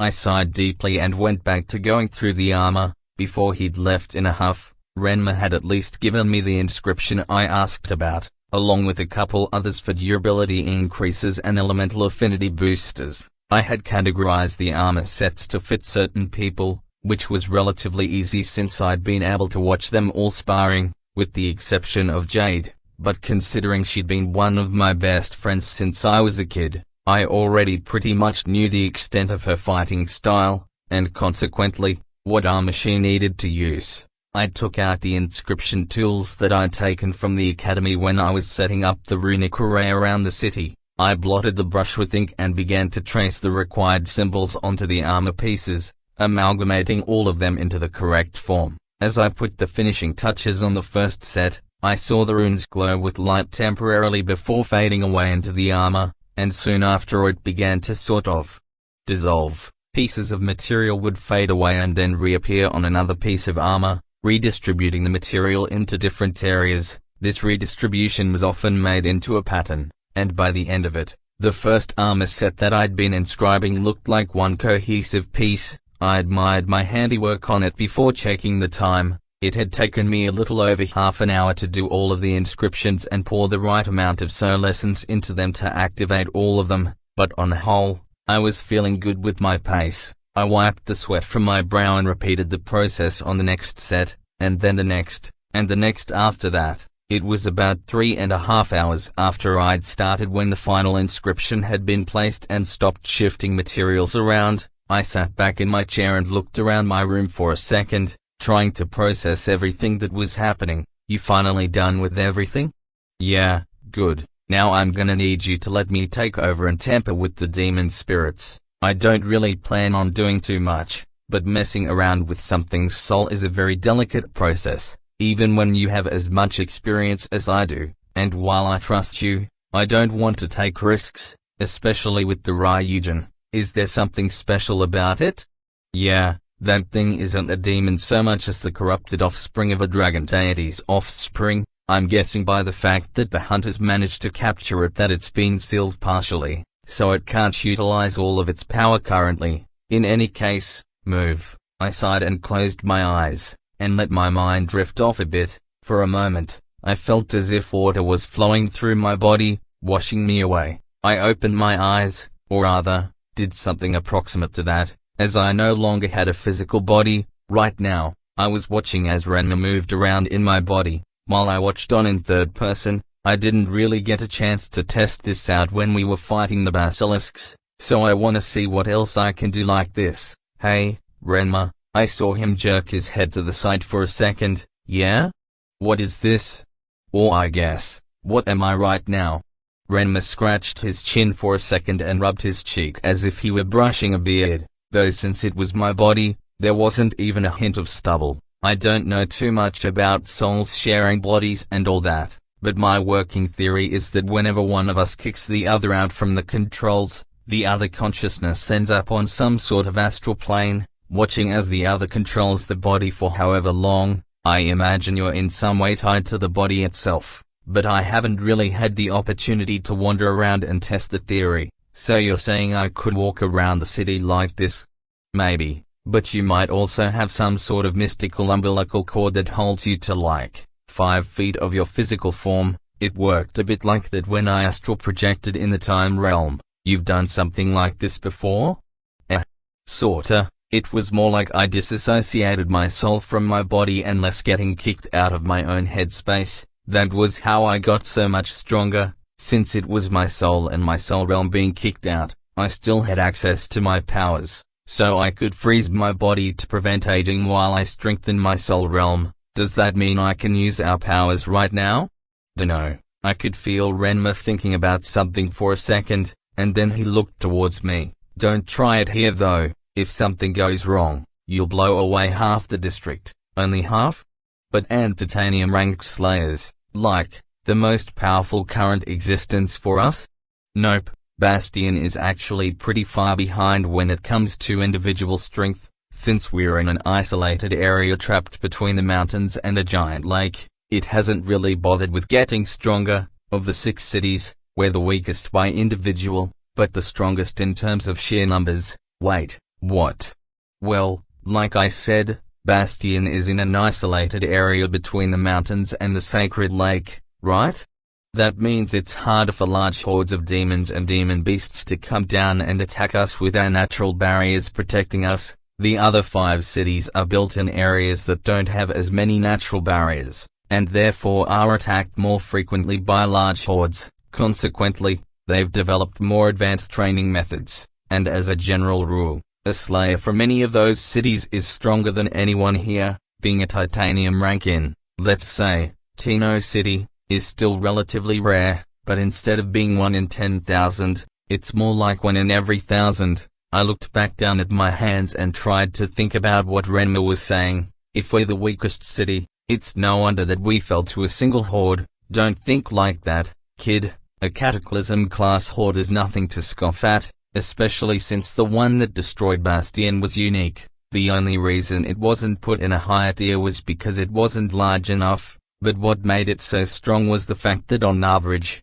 the demon beasts were at the level of Destroyer. There was also one that was already burgeoning into the cataclysmic ranks on its own. Even if a Iron City was faced with that, they'd still be brought at the very least to the brink of losing, if not losing outright. And on that depressing note, I need to concentrate, so either shut up and watch, or shut up and don't do anything. Renmur rolled his shoulders and placed his hands on the orb that contained one of the demons I'd bought earlier. As he concentrated, I noticed for the first time that while I was in this state, I could see the actual flow of soul essence that was around me. Renmur's hands were glowing with a soft red light, staining the black orb that I now recognized as the one where Yuji's Shadow Soldier was being stored. I moved myself closer in order to get a better look, and saw that Renmur was altering the demon soldier's abilities. Since it still hadn't bonded with anyone, it had an independent soul realm, and as such, Renmur was forcefully expanding it without filling it up with more soul essence. If he's doing it like that, then it should give it a greater capacity for power growth, while keeping it in a state that Yuji could still control. I thought it was only theoretical, but then again, so was time travel a week ago. I clutched what I guessed was my head and tried to suppress my growing concern over the absurdity of the situation I was currently wrapped up in. It took me a second to fully realize that I could actually feel my hands on my head. Weird. I thought I'd just be a floating consciousness, but I think I have my full body here. I looked down to where my legs and feet should have been, and found they were exactly like they usually were, other than being slightly transparent. Cool. Well, since I seem to have a ton of free time on my hands, let's see what exactly I can do. I guess to start with, I stepped away from Renmur and his work and walked to the edge of the room, trying to find if there was a range that I had to stay in. Fortunately, there didn't seem to be one, at least at this distance. Next, I tried poking my hand through a wall, but it still felt solid to me, so I obviously wasn't going to be walking through walls anytime soon. I wonder if I can interact with physical objects still? I mean, they obviously have the ability to stop my movement. So couldn't I just pick things up? I reached over to one of the little knickknacks I kept on the shelf nearest me, and tried to pick it up. My fingers managed to make contact, but when I tried to pick it up, nothing happened, even though I could still feel something in my hands. I narrowed my eyes and looked closer. In my hand, the pale outline of the little horse I'd picked up was visible, though it kept flickering in and out like a light. I put it back down. Weird. I can't pick up physical objects, at least, for the real world, but I'm able to pick up a version of it. I wonder if this is just another mystical realm. I shrugged my shoulders and headed over to the door, trying to figure out whether or not interacting with it would let me step out. I placed my hand on the doorknob and twisted, watching as the outline of it slowly went out of phase. I pulled on it, and suddenly, there were 2 doors. The physical door was still in place, but it was almost see-through. The one in my hand had become more defined instead. I stepped through the threshold of my room and started walking down the hall. I turned back for a second and saw that the doors had merged back into one, even without me closing it. As I walked down the now empty halls of my family home, I began to think about what exactly I'd gotten myself into. It hadn't even been a full 2 days since I'd woken up and regained control of my body, and I was already preparing myself to leave behind everything and everyone I'd ever known in order to protect them. Well, it wasn't a sure thing, but I knew just from the way Renmur was still acting that it was a possibility. His plan called for 2 things. and one of them was the sacrifice of a life. The other thing was a time seal. The entire plan hadn't been as simple as just popping the entire city in and out of a dimension that didn't exist in our own. What we really needed to do was lure the time demon to the central seal and then activate the array that I'd set up with his help earlier. The way the inscriptions worked was relatively simple, since they erased a couple seconds of time here and there for everyone but me, storing it inside of the inscription to be released at a later time. The later time would be whenever Renmur and I came into contact with the Wraith, releasing the seals and popping the city out of the normal time stream. The real issue was that according to Renmur's memories, anything within a 5-foot radius of the thing died, except for himself, that is, but what we needed to do was trap the thing with an explosion of power, and at the moment, the only way we could muster enough power was by quite literally blowing up a soul with titanium-ranked power, and right now, the only person who could do that was me. Well, I guess technically me and Renmur can do it, since we share our power now, but we're also technically the same person, so it doesn't really matter. What matters is that we know a soul has to be sacrificed, but that still has a level of uncertainty to it.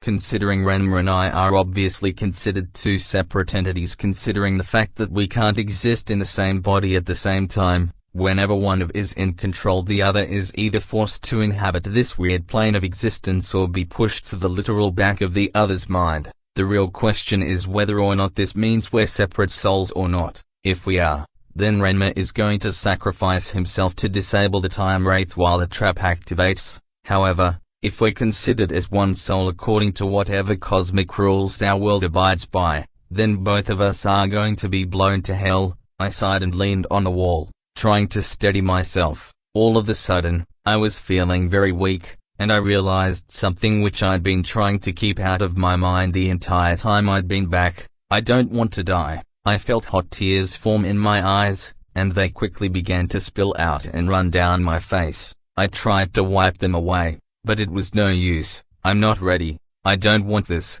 I'm only 15. Why is it me? Why do I have to die? I just found out the girl of my dreams likes me back, and I still have so much I want to do. My thoughts were interrupted by a quiet voice that I'd grown accustomed to hearing reverberate through my mind over the past day. Ren, come back. I'm all done, so why don't you take control back? Okay. I wiped away the spectral tears that were coursing down my face and walked back to my room. When I opened the door I saw that Renmur had taken up a seated position on my bed, and he was looking around the room expectantly. Once he caught sight of me, he pointed to my desk chair. What's up? Kid, I want you to stay home tomorrow. What? Why? Also, isn't that impossible?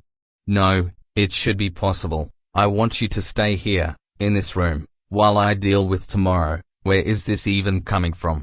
Renmur looked at me sadly and tapped his temple. Just because you're wandering around in a separate form doesn't mean I stopped being able to hear your thoughts, but that still doesn't completely answer my question. I thought you said earlier that there was a certain range I had to remain in. I did, but based on the fact that you managed to walk halfway across the manor, I'm willing to say I was wrong. In any case, the reason I want you to stay here is because I think it'll increase our chances of getting you through this in one piece. I already told you, I've lived my own life. I'm not going to take yours away. Renmur crossed his arms and leaned back. Man, I wish you had some cigarettes. I could use a smoke. What?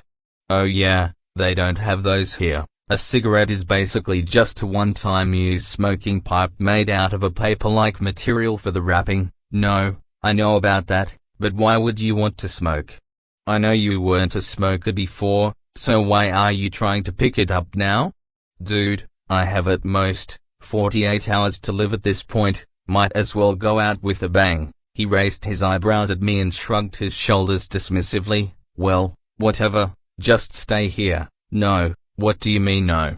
Didn't you just get through your emotional crisis of impending death?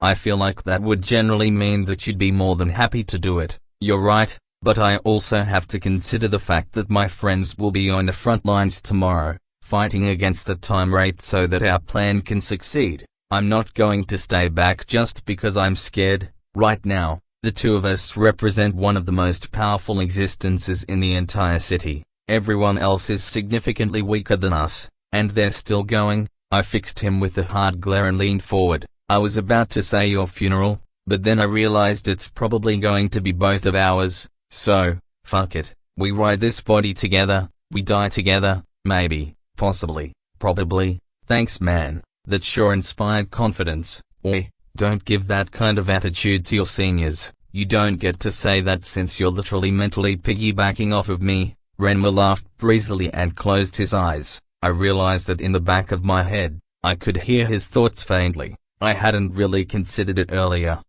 But he was oddly at peace with everything. No matter how things went for me, he was certainly going to die, and yet he never raised a voice of complaint. I guess he's just ready for it. Being a mental 1,000-year-old, I really don't know why you bother thinking things instead of just saying them directly. I mean, Renmur abruptly cut himself off. Someone's coming. This time his voice didn't come physically, but it was back in my head. I turned towards the door and watched as someone I wasn't expecting walk straight in and plant herself firmly in the center of the room. Well, I wonder what she's doing here at this hour?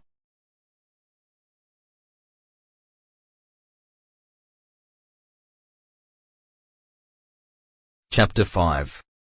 Part 6, Layla.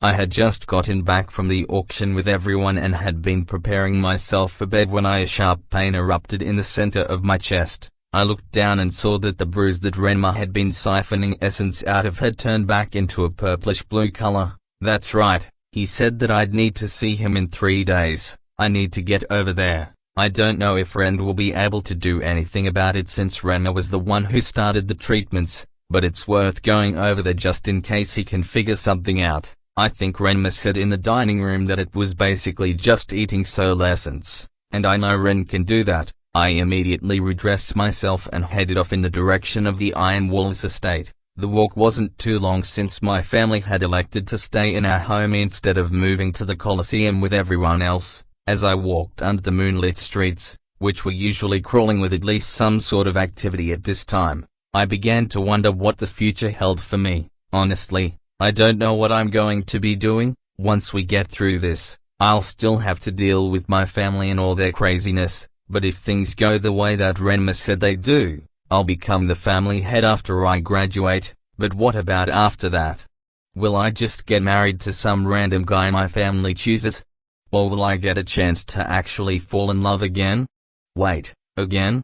I had to catch myself after almost tripping over the small step into the Iron Wolves manor, and I stumbled for a moment. I looked around the courtyard for a second to try and get my bearings. I think Ren's room was in the main house to the left. I walked straight through the abandoned gardens and turned into the large mansion that made up the main family's home. I turned left and followed the hallway towards Ren's room. As I got closer, I started to hear a voice. It sounded like someone having a one-sided conversation, and though I couldn't really make out any words, I thought I heard someone say Ren. Just as I reached for the door handle, the voice cut off mid-sentence. I twisted the knob and opened the door, expecting to find a pair of people, but there was only Ren, sitting on his bed. He looked at me with surprise, but after glancing at something behind me for a second, he settled back in. What?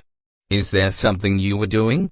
I looked behind me and saw that there was just an empty desk, though strangely the chair was facing towards Ren instead of the desk. No, there's nothing. I'm just a little confused as to why you're here at this time. I would have thought you'd be going to sleep by now or something. I was, but then the points where the soul essence was leaking out started to hurt and I remembered Renmur had told me to come back to him in 3 days to get them treated. Oh, yeah? Ren cocked his head to the side slightly. I lifted an eyebrow at him. So are you going to help, or are you just going to look at me strangely and not do anything about it? Or are you going to help?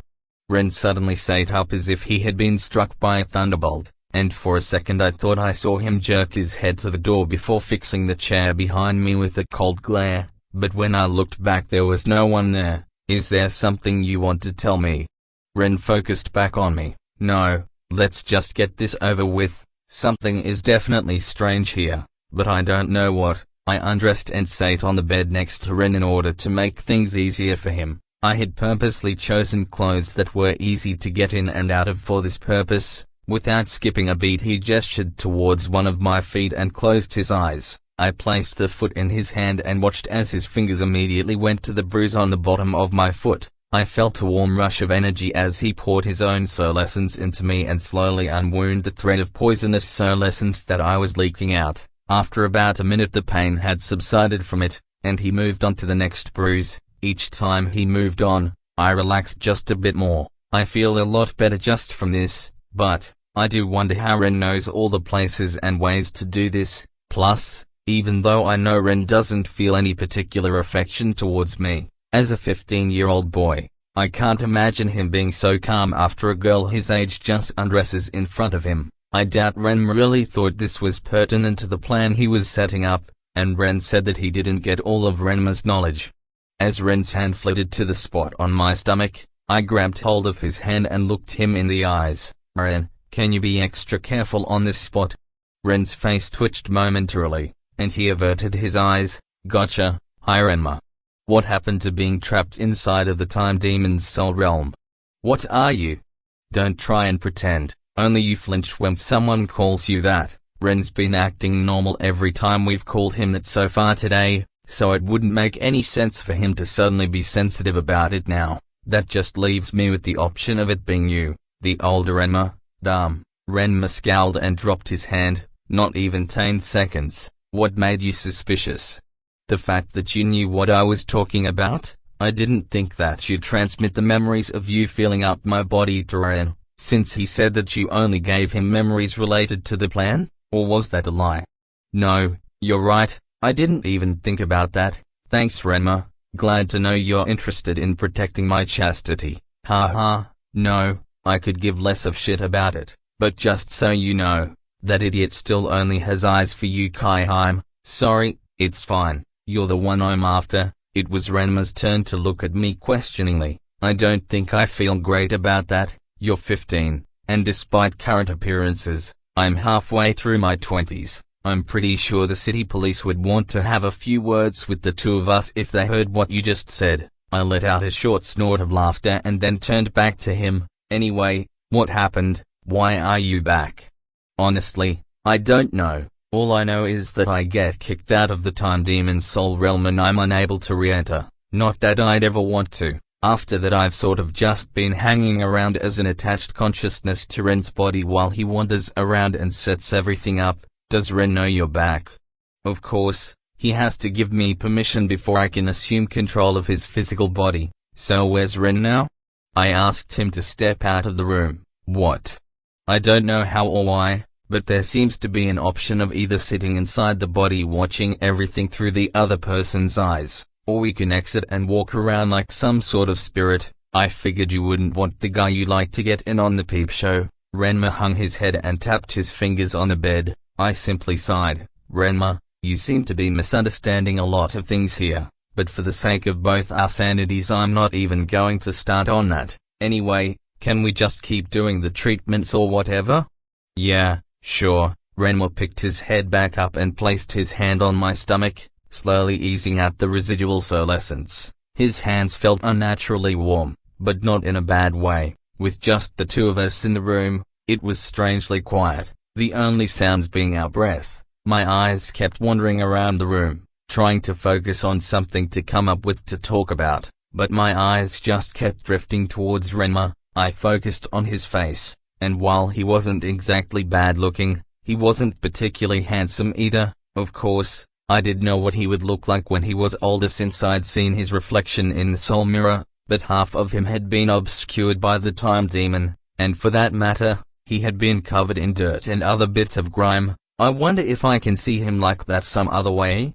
Sometimes I've seen some sort of weird phantom projection of him, but it's always gone in seconds. I reached out a hand and touched his face, tracing his jawline. What are you doing? Renmur's eyes, which had previously been closed, were wide open, staring directly into mine. Nothing much, just trying to figure out what you look like. Renmur, excuse me. I mean what the real you looks like, the one in the future. Renmur snorted with what could have been laughter. I look like shit, least. That's what I've been told. By who? Just about every innkeeper, adventurer, and barmaid who's ever laid eyes on me. It couldn't have been that bad. Well, considering the fact that I'm only chronologically 25, the fact that people assumed I was 40 should tell you that it was that bad. I giggled slightly at this. Yeah, get it all out? Renmur was smiling slightly, his long red hair draping over his eyes as he hunched over. Beneath the crimson curtain, his blue eyes seemed to have gained some sort of spark. Okay, next up we have the hip thing and the one in the center of your chest. Do you want me to leave the room while you change? Or do you want to just get me to tie something around my eyes like before? I felt my cheeks flush with heat, and the bruise on my chest started to tingle a bit. Just tie your shirt over your eyes like you did the other night. Renmur laughed. You do realize that we're in a bedroom, right? There's bound to be something else that can be used to blindfold me. True, but this is faster. And anyway, you don't have to put the blindfold on for the one on my hip. Okay. Renmur moved his hand down to my hip and gently placed his palm on the bruise. Unlike the first time he'd done this, I didn't feel the same ticklish sensation that he'd later used against me in our tickle fight. I wonder how he chalks that up? I mean, he did all that, but now he's all stoic and mature? I shrugged my shoulders and went back to scrutinizing his face. There was a small scar running down his eyeline that I'd never noticed before, but based on how faded it was, I assumed it was just something that he'd gotten as a kid. I felt him remove his hand from my hip, and then he opened his eyes. He caught me staring at him again, and he quickly averted his eyes. He scratched the back of his head and then looked back at me. You ready for the next one, or do you need a break? I'm good. Okay. Renmur reached down and pulled on the sash that held his shirt together, loosening the knot. As the two parts separated, I caught sight of his torso, and I was shocked at what I saw. The wrappings around his chest were drawn tightly against his skin, to the point that they outlined and defined every muscle on him. When did you get so buff? Renmur looked down at his chest and then shrugged. I was wondering about that myself. When I woke up in this the other day, I certainly wasn't out of shape, but I definitely wasn't muscular either. I think that it just came from the takeovers. Every time I do that, I reconstruct my body's entire structure. So the muscles and bones have been ripped apart and reformed a lot over the past few days, which probably resulted in them strengthening and reforming. Man, I should learn how to do a takeover. If I do that, I can get shredded in a week. I wouldn't recommend doing that. Like I said, my body is literally restructuring itself and changing shape and size. It feels a lot like having every fiber of your being getting torn off of you and then stitched back together. That indeed sounds like something I would prefer not to do. Anyway, can you pull my shirt the rest of the way off? I'd do it myself, but my ribs are killing me, and I don't think stretching my arms backward is going to help. Sure. I reached over and grabbed one end of his shirt, pulling it down off of his shoulder while avoiding the bandages that he'd wrapped around his wounds from earlier. I could see that some of the cuts that he'd gotten had already been closed, but I didn't want to incite any more pain for him. Once it was at about his elbow, I let go and repeated the procedure with his right arm. Once they were both at the same position on his arms, I gestured for him to turn around. He went along obediently and showed me his back. I pulled on the middle of the shirt, tugging it down past his wrists and taking it the rest of the way off. His exposed back was broad and heaving slightly with his every breath. Here, I'll just tie it around your eyes for you. I grabbed his shirt and rolled it into a rectangle. I realized that I'd have to get a bit closer in order to reach around his head and tie it over his eyes. So I scooted closer and sat up on my knees. It seemed that with the reforming of his muscles, he'd also gotten a bit taller in the past couple days. I leaned forward, pressing my chest against his back as I put the shirt over his eyes. He twitched slightly at the sensation. Sorry, does it hurt? I'll be fine, just hurry up, okay? I tied the knot around the back of his head and then sat back. Can you see? No, good. I undid the chest wrapping that I'd done around my own chest and tapped Renmur on the shoulder. He turned around and sat with his hand out. I grabbed his forearm and drew the hand to the bruise on my chest. I noticed as his hand got closer that his arm was shaking slightly. Are you okay? Yeah, I'm fine. His voice was slightly shaky. Is he nervous or something? I couldn't help but feel a small bit of satisfaction at this, and as he rested his hand down on the spot, I closed my eyes. The warmth spread throughout my chest, and when I opened my eyes again, I was no longer in Ren's room. What the? I looked around my surroundings and found that I was in my soul realm. I'd never been able to access it before, so I was shocked to find myself in it. My eyes were immediately drawn to the dark grey and blue cloud that was hovering over the top of it, but what really drew my attention was the faint gold light that was shooting into the air in the distance. I started walking, or rather, floating towards it since there didn't seem to be any ground beneath my feet. As I got closer, I felt the air get warmer. I wonder if this is where Renmur is.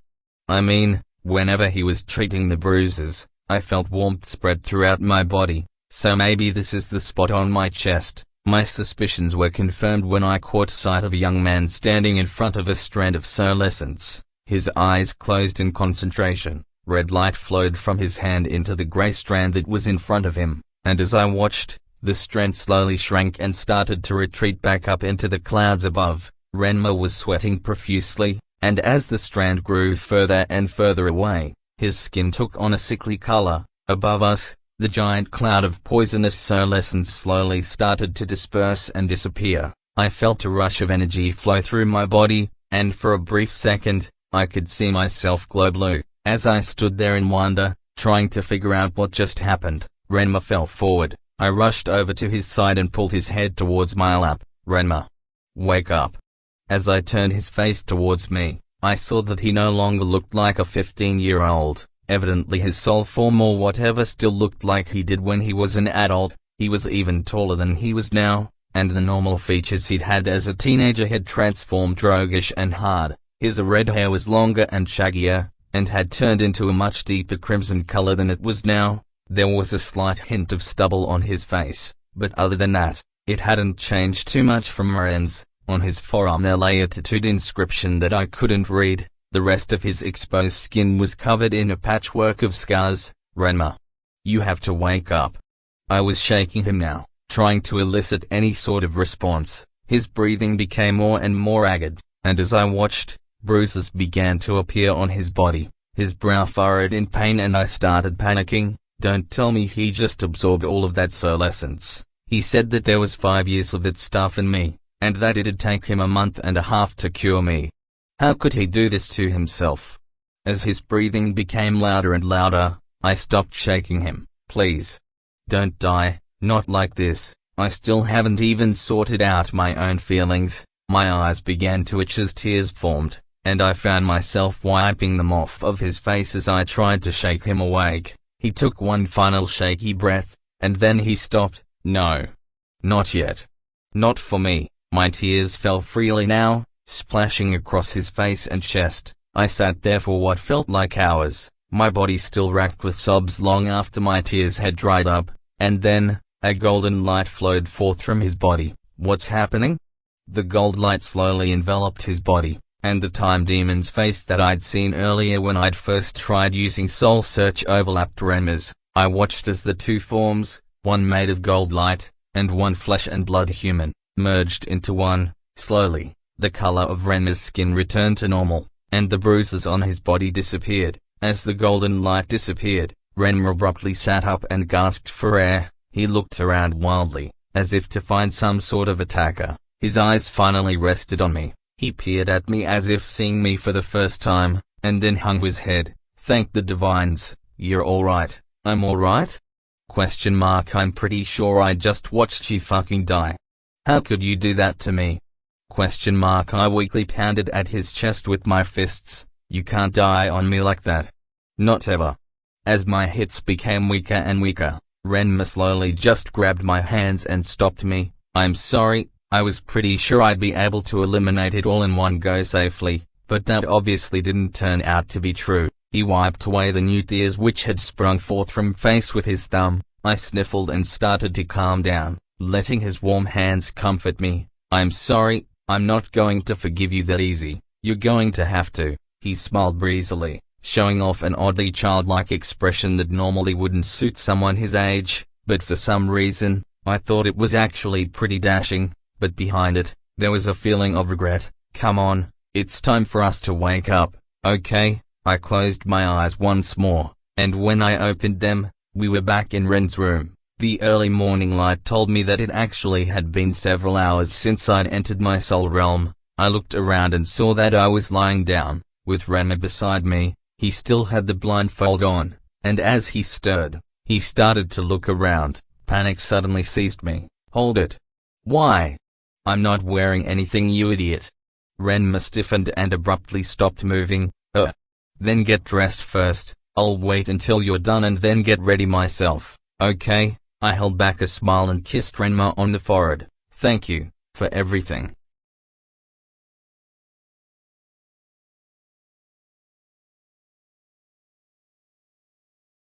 Chapter 5. Part 7, Ren.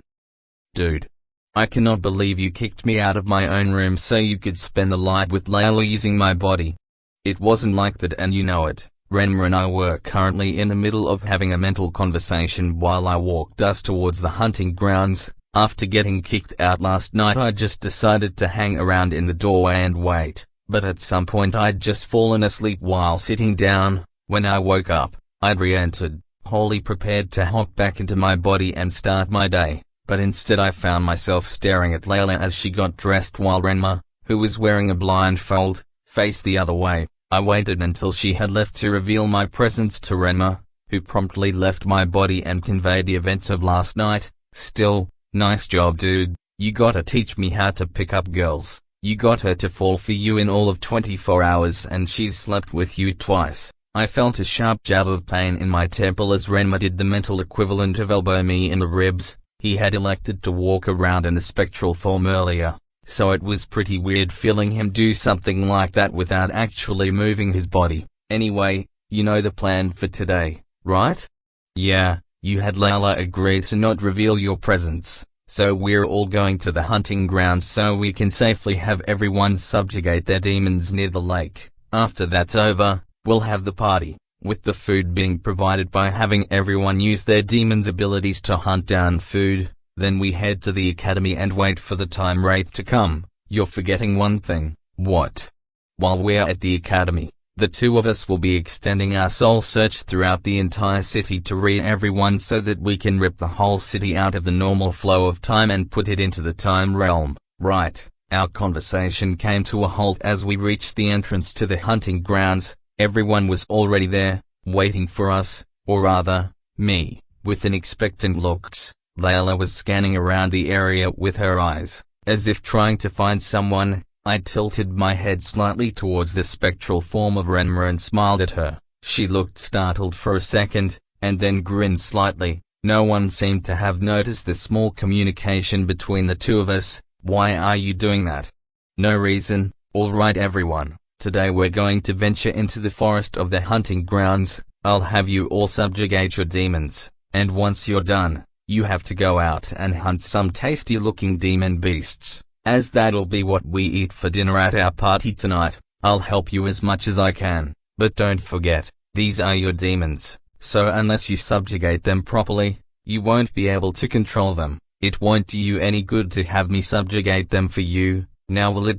Everyone nodded their assent and we headed into the forest. I let Renmur temporarily take control of my body, as he was the most familiar with the hunting grounds. In my spectral form I could see that Renmur was letting off waves of soul pressure in order to scare off the lower tier demon beasts. Everyone was talking about how lucky we were, since there were no demon beasts coming after us even when we were so deep in the forest, so it seemed like I was the only one who could tell what he was doing. Oddly enough though, he seemed distracted. I couldn't read everything going through his mind since he was actively trying to hide it, but it felt like he was debating something. I decided that it would be better if I just let him do his own thing instead of bothering him with it. Renmur, how much longer do we have until we get to the clearing? We still have another few minutes, but I think I can sense a couple demon beasts over in that direction. Why don't you run ahead and see if there's anything there? I don't want to abandon everyone here since they're still inexperienced. Since you're not technically here, it's safer if you scout ahead, alright? Also, can I test out that thing we were talking about last night? Which thing? Whether or not I can still use our powers in this form. You said that if I did it I might blow away half the district, but since we're just inside the forest it shouldn't matter, right? I suppose. I'm curious about that as well, so go ahead. Just remember, if you are able to, you need to completely absorb the demon's soul essence so there isn't a corpse left behind for everyone to discover. Since there's no good way for me to explain it, what about just saying that it was another demon? No good. How would we explain that they were freshly killed, not to mention why the corpses were still there? Demon beasts don't hunt for sport, they hunt for food, so they would eat anything they kill. Okay, I get it. I'll head out now. Good, be careful. Renmur nodded and turned away from me for a moment, and with that, I ran ahead of the group, brushing past Yuji and Kato. Neither of them reacted to my presence, and I continued on. Renmur was mentally transmitting the path forward to me as I ran along, making sure to direct me away from any of the low tiers that hadn't sensed his soul pressure yet. After almost 10 minutes of running, I found myself in the small clearing he'd told me about earlier. In it, a large snow tiger demon beast. It was in the middle of a battle with Bloodfang Jaguar. I could tell that both of them were at the very least high-tier demon beasts, but the two were currently moving too quickly for me to ascertain much else. I decided to observe for another minute or two to figure out which one I'd attack. When the two of them both stopped, their ears twitched, and the snow tiger's blue eyes settled on me. The Bloodfang followed the other demon's lead and looked directly at me, its black eyes gazing into the depths of my soul. Oh shit, the pair roared simultaneously and leaped toward me. I jumped to the side to avoid the two of them, trying to summon up the power of the Abyssal Bear, but nothing happened. I tried next with the Hellflame Wolf, but I still couldn't summon it forth. This is probably bad. As the two massive cats circled around me, I began to fear for my next few moments. I didn't really have any sort of plan, and the way they were moving left no openings for me to escape through. I wonder if it's possible to die like this. I mean, I don't have a physical body, right? So that means that they can't physically hurt me, right? Right? The pair of felines jumped towards me in sync, and I said my prayers. Renmur is so gonna be pissed.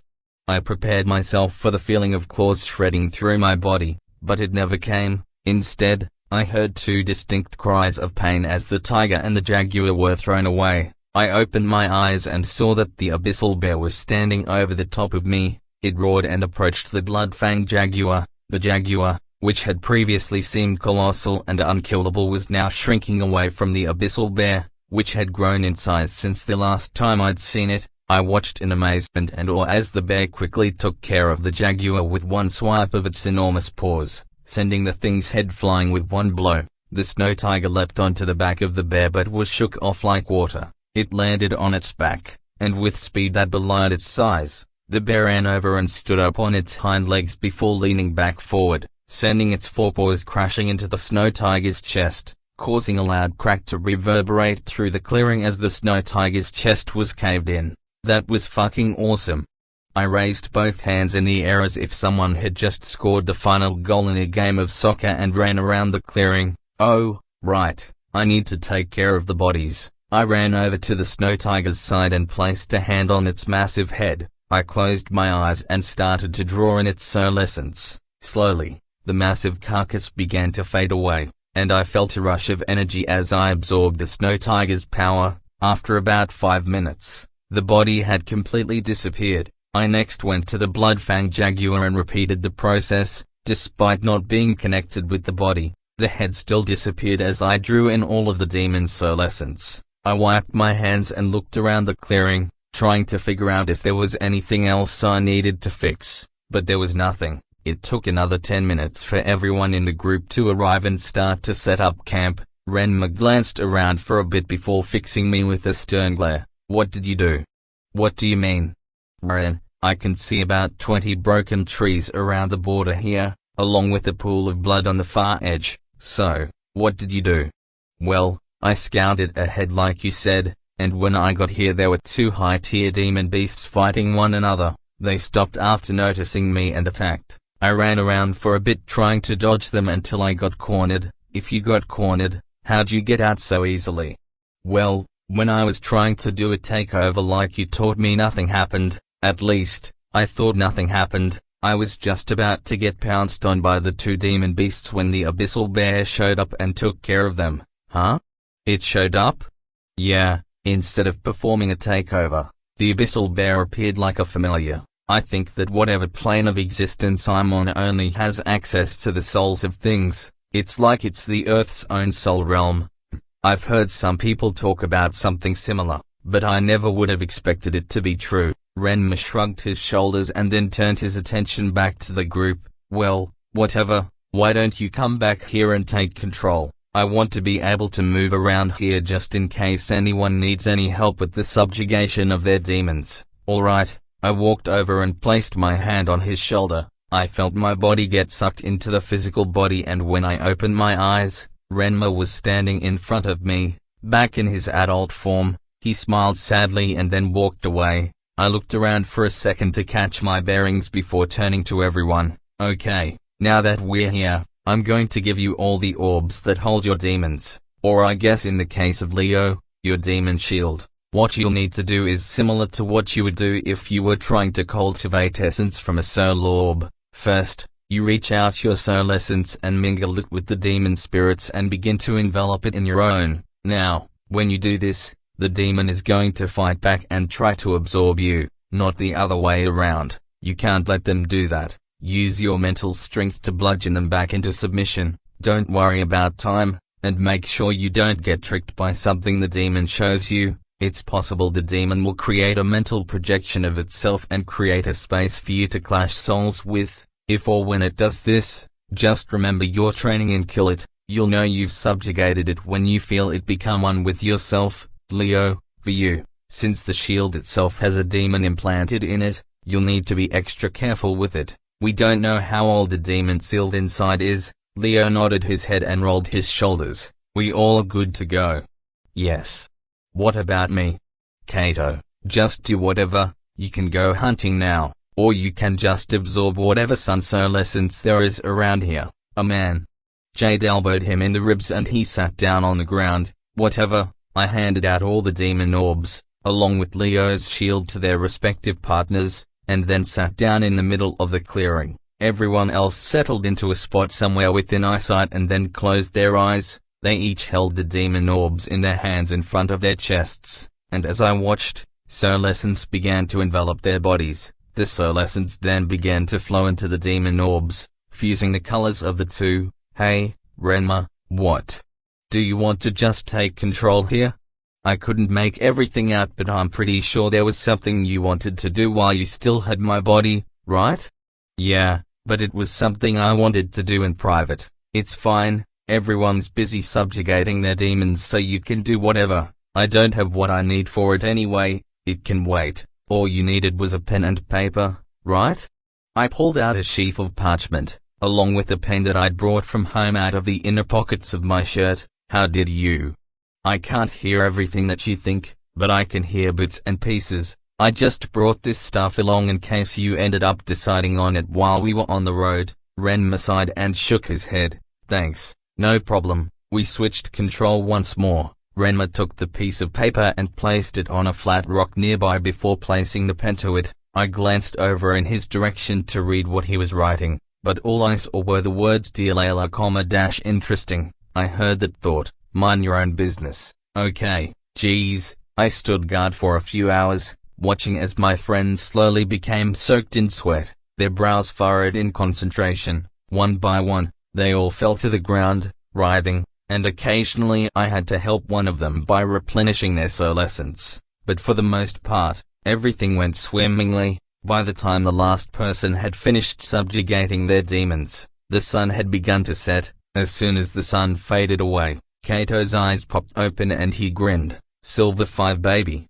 Renmur stood up from his place in the middle of the clearing, hiding the letter he had been writing inside the inner pockets of the shirt, along with the pen I'd brought along. All right, kid, you take over. You're the one who wanted to party with your friends, so I'll just hang back and stand guard. You sure? Yeah, I'm sure. I walked over to him while everyone was busy describing their experiences subjugating their demons and placed my hand on his shoulder. At this point I'd gotten so used to the sensation of transferring my consciousness that I was surprised when I found myself looking at Renmur within seconds. He smirked and stood back. All right. Everyone, now we just gotta head to the lake. Layla and Yakihime cheered. and even Leo and Yijin smiled slightly at this. We set off towards the lake, catching some low-tier demon beasts along the way. When we arrived at the lake, I took off one of the rings I brought with me and tossed it to the ground. From it sprung a cask of juice that I brought from home. I looked around at everyone's expectant faces and grinned. Anyone wanna help me start the fire? Yijin returned my smile. Sure. I saw him form a wind blade in his hand, and then he threw it towards a tree. The tree fell down in the form of neatly cut logs. How did you do that? Practice. He simply shrugged off the question and grabbed the firewood that he'd created, arraying it in a small teepee formation. Hey, can you use the time demon's power to age it up so it'll dry out? Yeah, no problem. I placed my hand on the wood and let the time demon's power flow down my arm. There was some white noise, but after a minute the wood was fully prepared. Oh. Let me light it up. Go ahead, Kato. Kato formed a small orb of flame in his hand and tossed it into the center of the campfire that we'd created, instantly igniting it. A rush of warmth spread out from it, and our visibility increased by tenfold. Hey, Kato, can you light up more of the beach? I don't want to trip and fall in the dark. No problem. Kato formed several small orbs in his hand that looked suspiciously like the sun and then threw them into the air, scattering them along the shoreline. Each one settled about 10 feet off the ground in a circle around us, and as we looked around at them, they began to change color. That's really pretty. Jade hugged Kato, and he sheepishly grinned. It's nothing much, I'm just oscillating their temperatures so that they burn different colors. He rubbed his upper lip with the same shit-eating grin he had whenever he did something stupid, and I found myself unable to repress a chuckle at the way he was acting. Glad to see he's in a good mood. Time passed extremely quickly as we partied by the shoreline, chatting and playing games. Evidently Leo and Yijin had each brought a jug of beer, so we all sat around and drank a cup, enjoying the buzz. It was when I was collecting firewood with Yuki Himei that everything went wrong. Ren. I stood bolt upright and looked around. Renmur. What's happening? ? The time wraith just tripped in. I felt the alarm go off. I shook off the drunken buzz that had come from the beer and focused on extending my soul search towards the city. I found that indeed, the alarm traps that we'd set up yesterday had been tripped. We need to go, now. Got it. I turned to Yuki. Yuki, go grab everyone. The time demon is here. What? But how? I thought Renmur said it would take a couple days? ? You're right, but don't forget. The time wraiths perceive time differently than us. I need to go, but you and everyone else should head towards the Colosseums and warn everyone to get as close together as possible. No.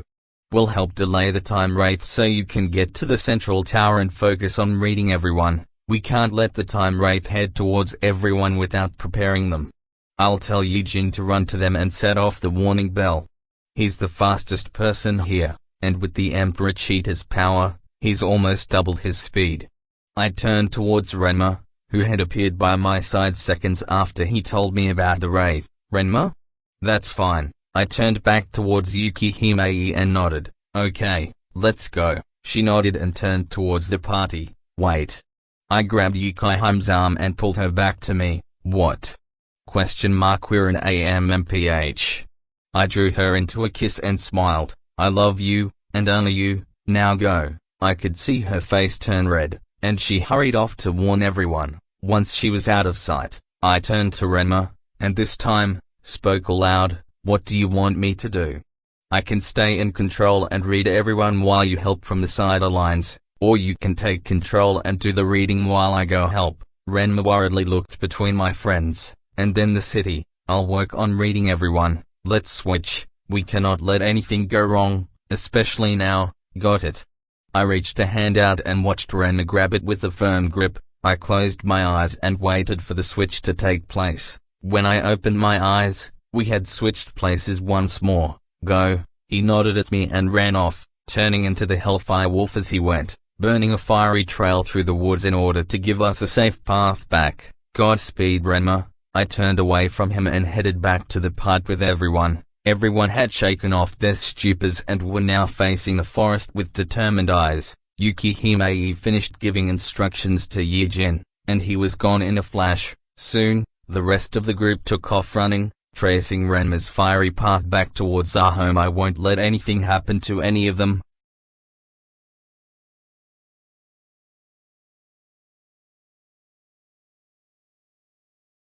Chapter 6, Renmur.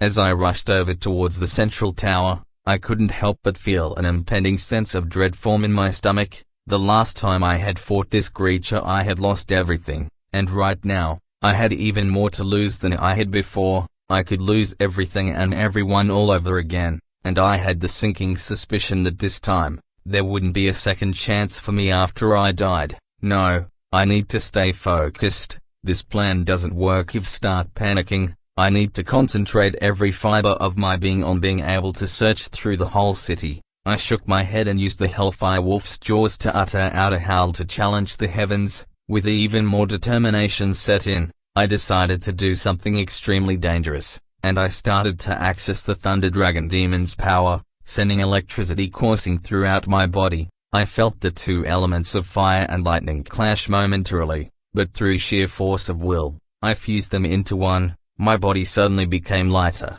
and I could tell my speed had increased slightly. However, as I drew on more and more of its power, I also had to remove more and more of the seals that placed the Thunder Dragon under my control. One seal broke as I broke out of the hunting grounds and blew past the material shop that I'd visited 2 days ago. Another seal was lifted as I ran past my family home, shattering all the windows from the impact of my paws on the ground. I was within just seconds of the tower at my current speed, but as I crossed the threshold, the final seal broke. My body was racked with pain, and the weaker Hellfire Wolf was suppressed by the Thunder Dragon. Cracks formed around its sphere of influence, and the fur on my body started to turn into yellow scales. Still, I pushed on, my body fighting every step. Not here, not now, not ever. I will not fall. I will not fall.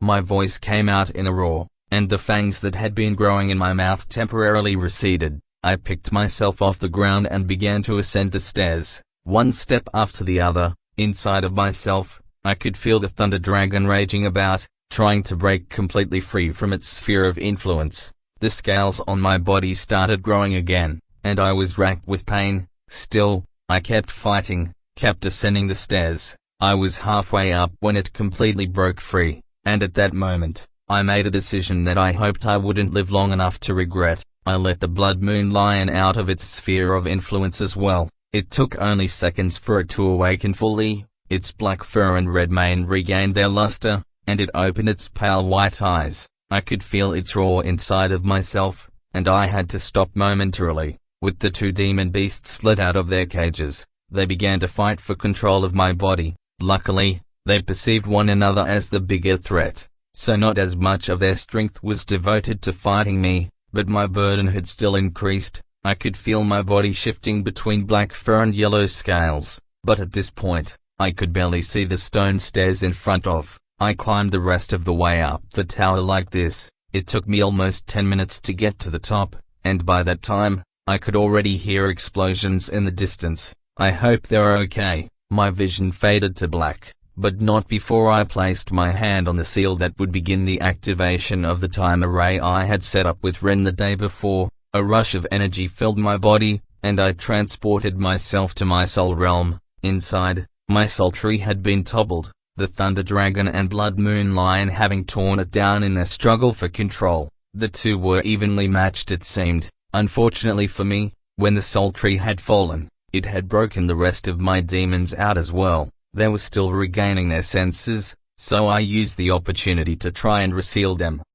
Drawing on the one demon that hadn't been freed, the Time Demon's power flowed through my body, and with it, I waved my hand forward. A wall of static and smoke enveloped everything inside my soul realm, and it all turned to grey. I had frozen all of my demons in place. For the moment, they were sealed in that exact second of time. I blew out a deep breath and focused. I cut off my connection to the Time Demon and exited my soul realm. Once I was out, I found myself staring at the ceiling of the central tower. In front of me hung the bell that rang out each hour of the day. I placed myself underneath it in a cross-legged position, and I started my soul search. I spread it out over the tower first, reading every single inch of it as quickly as I could. As my soul spread further and further, I struggled more and more to retain all the information I was taking in. It felt like hours before I even got to the Slayer Academy, but I knew it had only been seconds. Each person appeared to me as a glimmer of light. Some were small and blue, while others appeared to me like a giant yellow inferno of power. I felt myself envelop my sister, Runner, reading her soul. I could tell that she was scared and tired, but I could also feel the love she held for me and my family. Tears sprung to my eyes, but I drew them back in and focused even harder on reading everyone. There was my mother, holding my father's hand, her soul stained a deep blue, and I felt her worry as clearly as if it were my own. It went that way for everyone that I read. All their thoughts, all their feelings were transmitted to me, and I stored them all, making sure that I didn't miss anyone. For almost 5 minutes, I sat there, reading almost 50,000 souls simultaneously. Then I reached the outskirts of the academy, and the reading went by much faster, with less people crowding my consciousness. It was at the outskirts of the city that I finally found the people I was most worried about. I could hear a group of 7 people all shouting with their hearts as loudly as they could, "This has to work." I watched through my soul searcher's lens. No, my friends fought against the time wraith. Yi Jin threw a weapon made of wind through the air, cutting into the time wraith. The wraith screamed in pain and moved towards him, but as soon as he got within 10 feet of Yi Jin, there was a black wall of solescence that blocked its path. Yi Jin ran away and found another vantage point, and the wraith ripped through the barrier that Leo had created. It turned toward Leo, but all that did open its back for an attack from Kato, who was burning as bright as the sun. He threw a spear made of fire into the wraith's back, and it roared in pain. Shifting its focus once more, it started flying towards Kato, but before it could move forward, a black soldier emerged from the wraith's shadow, and swung a curved sword it drew from its chest, shearing off one of the wraith's arms before disappearing back into the depths of darkness from where it had come from. The wraith roared once more, and a tidal wave of the same static and smoke that composed its form sprung forth, enveloping the streets and buildings around it in a 50-foot radius. Everyone scattered and ran away. When the tidal wave finally receded, there was nothing left of the buildings and streets. It had all been reduced to dust, aged past its own existence. Kato shouted out, "Is everyone alright?" 6 voices rang out in reply. "All good here. I'm still alive, still kicking and screaming it seems. I'm alright, I'm not dead yet." "Good. But we still need more time. We have to delay the thing as long as possible." With their faces set in grim determination, everyone ran back forward, weapons at the ready.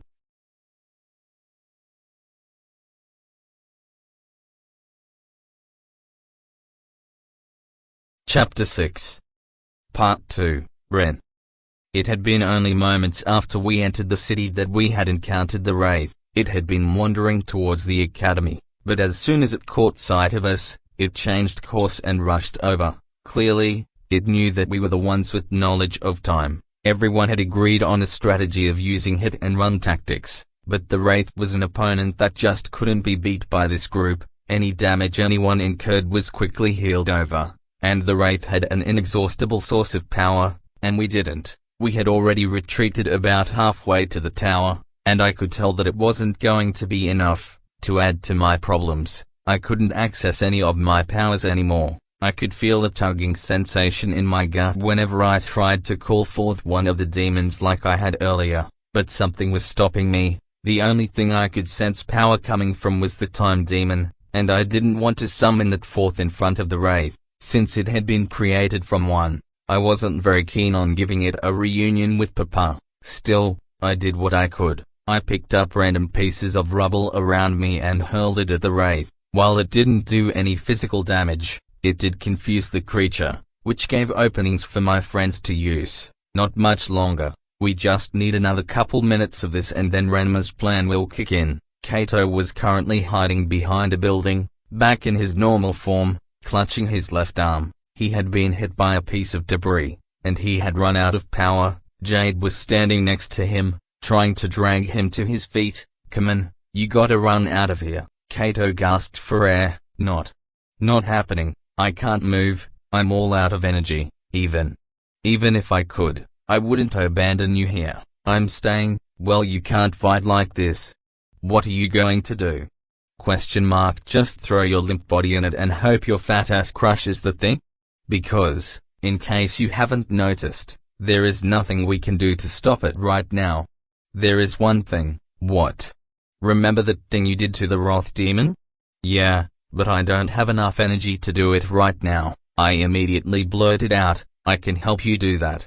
Oh, right, you guys can't hear me. Well, whatever. I walked over to Jade and placed a hand on her shoulder, transferring soul essence into her. She jumped in surprise and then looked at me. Ren?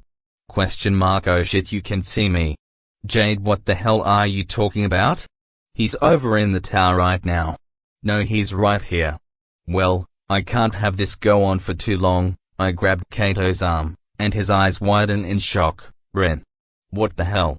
Question mark. Dude, we do not have the time for this. Right now, I'm going to give you a short version. What you're seeing is a soul projection. What I'm doing is transferring my soul essence to you to replenish yours. As soon as I let go, you won't see me, or hear me, but I'll be here. Now, when I do let go, I want you to gather everyone together and tell them exactly what I'm about to say. Jade, I want you to drop the heavens on that thing, literally. After that, have Leo erect his strongest barrier in front of it, and then use his shield demon's power to erect another one on top of that. Cut off all of its avenues of escape. Have Yuji do that weird shadow thing he did in the sparring marches, except obviously use the demon soldiers so he doesn't die from the proximity thing. While the wraith is in there, have Yuki try and freeze the inside of it so that the wraith slows down. Keep that up for as long as possible. While they're doing that, I want Layla to use the Ryujin's power to flood the streets and electrify it. When she's done with that, Leo needs to release his barriers while Yujin impales the wraith to keep it in place. As soon as it's rooted in place, Layla needs to direct the flood to wash the wraith into and up the tower. Got it? Kato looked at me dumbly. Jade just shook her head. Don't worry, I'll do it. But you left out Kato. What's he supposed to do? Same thing as Yujin. Okay, now, you two need to go. I'm going to release you two now. I took my hands off of them and they looked around momentarily, obviously trying to figure out where I went. I was about to grab them again when Kato stood up and started his transformation into one of the sun god forms. Let's head out. Kato ran towards where Yukihime was, while Jade ran to Yujin and Kato. As the two of them did that, I began sprinting towards the central tower. Right now, I needed to get to Renmur and try and unseal at least one demon so I could help everyone. As I ran forward, I could see the results of me telling the plan to everyone begin to show. Water started to pool by my feet, and a frigid temperature could be felt even as far away as I was. I pushed forward with renewed energy. I looked up just in time to see Jade finish the incantation for the Heaven's Fall spell she'd performed earlier, and a blinding white light enveloped the world around me.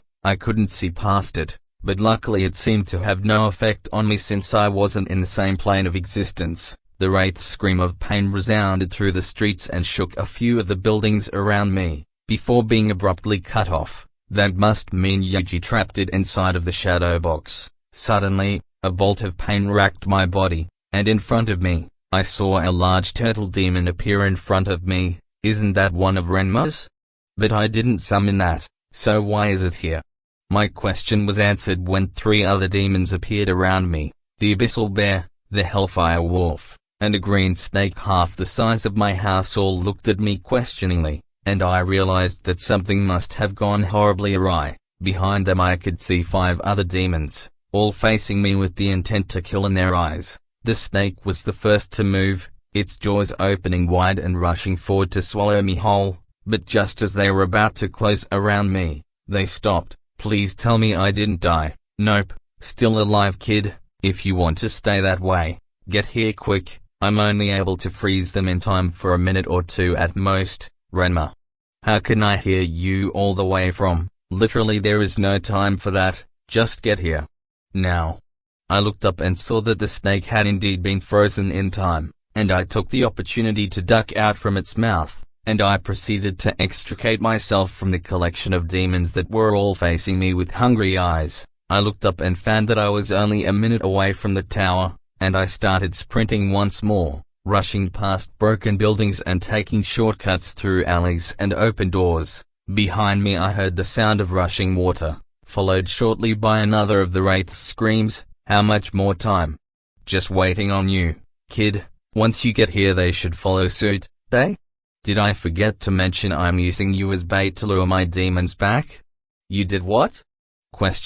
"You'll be fine. You have a minute's head start. All of them are huge.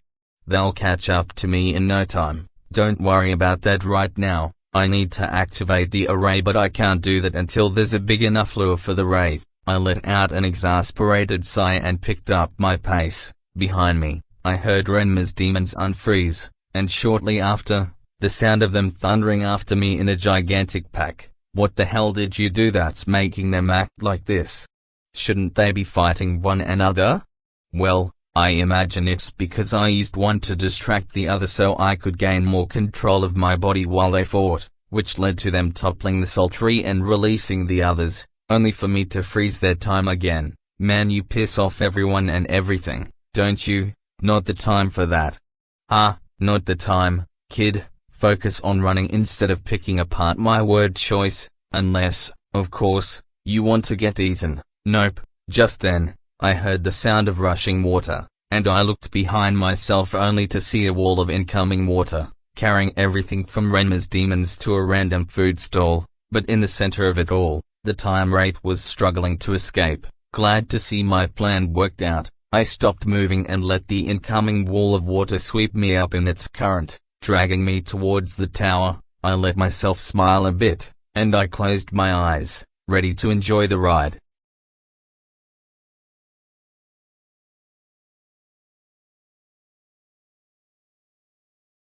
Chapter 6. Part 3, Renmur. As soon as I felt Ren cross into the tower, I opened my eyes. Above me, the bell began to ring. I clapped my hands together, and gold light spilled forth, illuminating the room around me and shooting into the air as a beacon. Through my soul search I saw 4 more beams of golden light shoot into the sky, and I began the incantation. Minute after minute, time after time, world after world, ashes upon ashes. Release my seal and let open a hole into the realm of the wraith. I open myself to time, so time shall open itself to me. As soon as I finished the incantation, the world lost color, and I heard a sound like a canvas ripping apart as the city disappeared into a black void. The tower that I was sitting in became a mere outline, and then disappeared. I fell towards the ground, but when I landed, it was like I was standing on nothing at all. In front of me, Ren stood in a soaking heap, along with all of my demons. Behind all of them, the time wraith stared at me with the black voids that stood in for its eyes.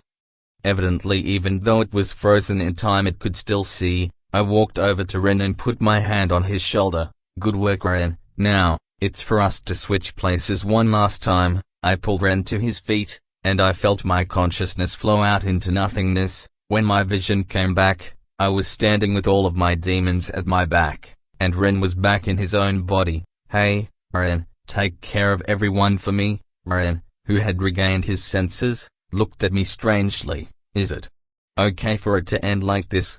"Yeah, it's okay, but don't worry about it. This is better for everyone. Now go. I can't hold on for much longer." "Okay." Ren started walking towards the rift into the time realm that I had opened. "Oh, and one more thing, make sure you deliver my letters." He turned back to me and smiled. "I'll make sure everyone gets them. Goodbye, Ren." "Goodbye, Renmur." He chuckled and stepped through the rift. As soon as he was done, I turned back to the time wraith and my demons. Unfreezing time. I guess this is the end of it all for me. I summoned forth the power of the time demon, and for a brief moment, it appeared in front of me. It bowed its head towards me, and then I felt the all too familiar sensation of having my body dissolve into smoke and static take over. I closed my eyes and let everything flow through me, not bothering to limit the amount of power I was letting out. The time wraith roared at me and began to rush forward. If I had had a face, I would have simply smiled. Power surged through my body, and one by one, my demons began to glow with their own golden light. My vision was filled with that golden light, and the last thing I felt as I blew my soul into nothingness was satisfaction. Finally got you, you bastard.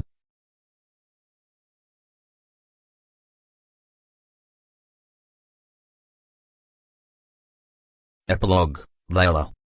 It had been almost a year since Renmur had sacrificed himself for everyone. At first, everyone was so shocked with the fact that he had even come back in the first place to realize what it meant that he was gone now. But for me, all I had felt was pain. It was then that I remembered how Renmur had suddenly decided to absorb all of the poisonous soul essence in my body. Ren, for what it was worth, tried to comfort me, but it had taken me a while to forgive him from keeping that part of the plan from me. Everyone else had started to move on with their lives, as they reckoned that truthfully, he was still here, in the form of Ren. Of course, after our near brush with death, a lot of things changed. For one thing, Ren and Yuki finally decided to become a couple, though for reasons which escaped me, Yuki seemed oddly apologetic about it. Meanwhile, Yijin and Leo had started focusing more on strengthening themselves. Apparently they were planning on strengthening all of our demon slayers using the methods Renmur had passed on to them to prepare for the horde of demon beasts that would be coming in the next few years. Kato and Jade were still the same as ever, lost in their own world of sunshine, rainbows, and love. Of course, we were still all friends, but a part of me just couldn't seem to settle in. I'd also started talking with Renmur's mum, asking her about all the things the old Renmur had told her about when he came back the first time, trying to find out everything that I could about him. It was on one of these visits that Ren came up to me and handed me a slip of paper. He told me to wait a bit until I gave this to you, but I think you've waited long enough. Who? Ren smiled sadly. You know who. He pressed the letter into my hand and guided me to a chair. I shot him a questioning look before he left the room, but he merely shrugged his shoulders and left the room. His mother was sitting on the opposite end of the table, but as soon as she saw what was in my hands, she got up and sat next to me. Should I open it?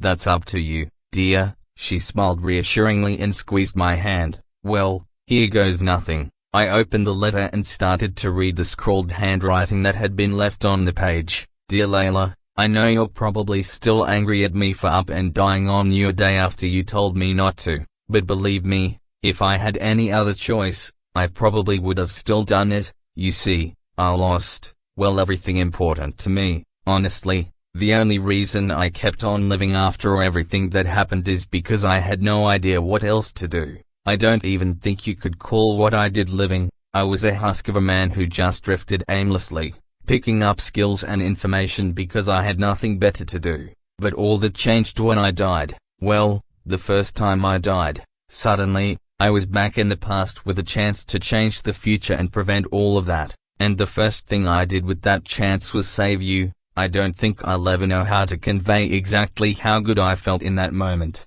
Being able to save just one life from certain doom. If you'll remember correctly, at that time, when you asked me what I was looking at, I told you I was looking at the night's beauty. That beauty was you, a young woman who I knew had trained harder than everyone else in order to become the person she wanted to be, and I had just saved her life. Of course, the next few days were fraught with misunderstandings and weird tensions, so I think I'll just say it now. I think, if given the time, I would have grown to love you. You're strong, intelligent, kind, and beautiful, and for some reason you grew some sort of affection for a sad sap like me. Yuki will always be my first love, but she probably would have been my greatest, if I had let myself go along with it. Unfortunately, time, quite literally, is working against us, whether it be the literal time wraith coming to wipe us from existence, or the fact that I'll be dead in the next day or two. It just won't work out. That's rather ironic, don't you think? Me, a man with the power to control time, yet never having enough of it, regrets the way he used that limited time with you. If that isn't it, I don't think anything else counts. As it stands, however, we don't have any time left over to really talk about it, and I don't want you to waste any more of your precious time pining after me. I'm an old man with the mental age of 2345 and the body of a 25-year-old, although in my current case, 15. But that's not the point. When you read this letter, you'll probably already be 16 or 17, and my hope is that at this point, you'll have begun to forget about me. Take it from me, you don't want to waste any time or energy on lost love when you can instead be focusing on the present. Look towards the future, not the past, and you'll see that everything will be alright. My last wish for you is that you'll become the woman I know you're capable of becoming, and when you do, I want you to find love of some sort with someone worthy of you. I know I certainly wasn't. Farewell, Renmur of the Iron Wolves. I wiped the tears in my eyes and looked at Ren's mum. That stupid bastard thought I loved him. I sniffled. I didn't even know him for a whole week, and he goes off and assumes that I'm ready to throw myself into his arms and profess my undying love. I wiped more tears from my eyes. I mean, come on, he's so old and yet he acts like a teenage girl when it comes to love. My hands started shaking, and my face was growing unbearably hot, and I did love that stupid bastard. I felt the tears I'd been holding back burst forth, and my body pitched forward. I struggled to breathe through my choked sobs. My chest was growing increasingly painful, and the lump in my throat felt like it would swell up and choke me at any moment. Then, I felt two warm hands envelop me and draw me into a hug. Just let it all out, dear. I know how hard this is. I miss him too. Through a strained voice, Renmur's mum spoke those words, and for once, I believed her when she said she missed him. It's going to be alright, Layla. He believed in your ability to overcome all of this, so you're going to have to make sure you meet those expectations. I'm sure when you do that, wherever he is, he'll know, and that poor boy of mine will be happy for you. I silently nodded and let myself be enveloped by her embrace, letting my conscience go blank. After a few minutes, I finished crying and sat back up. I'm going to make him proud, and when I do, he's going to regret ever leaving me. I smiled and looked towards the future, just like he had told me to. Meanwhile, at another time, in another city. Did I really die again? I feel like doing it the second time would make it all final, so why do I still feel like I'm alive? My whole body hurts, and there's this pain in my side that refuses to go away. It's like I got stabbed. Also, if I'm dead, why can I hear rustling sheets? Shouldn't I be in a quiet abyss?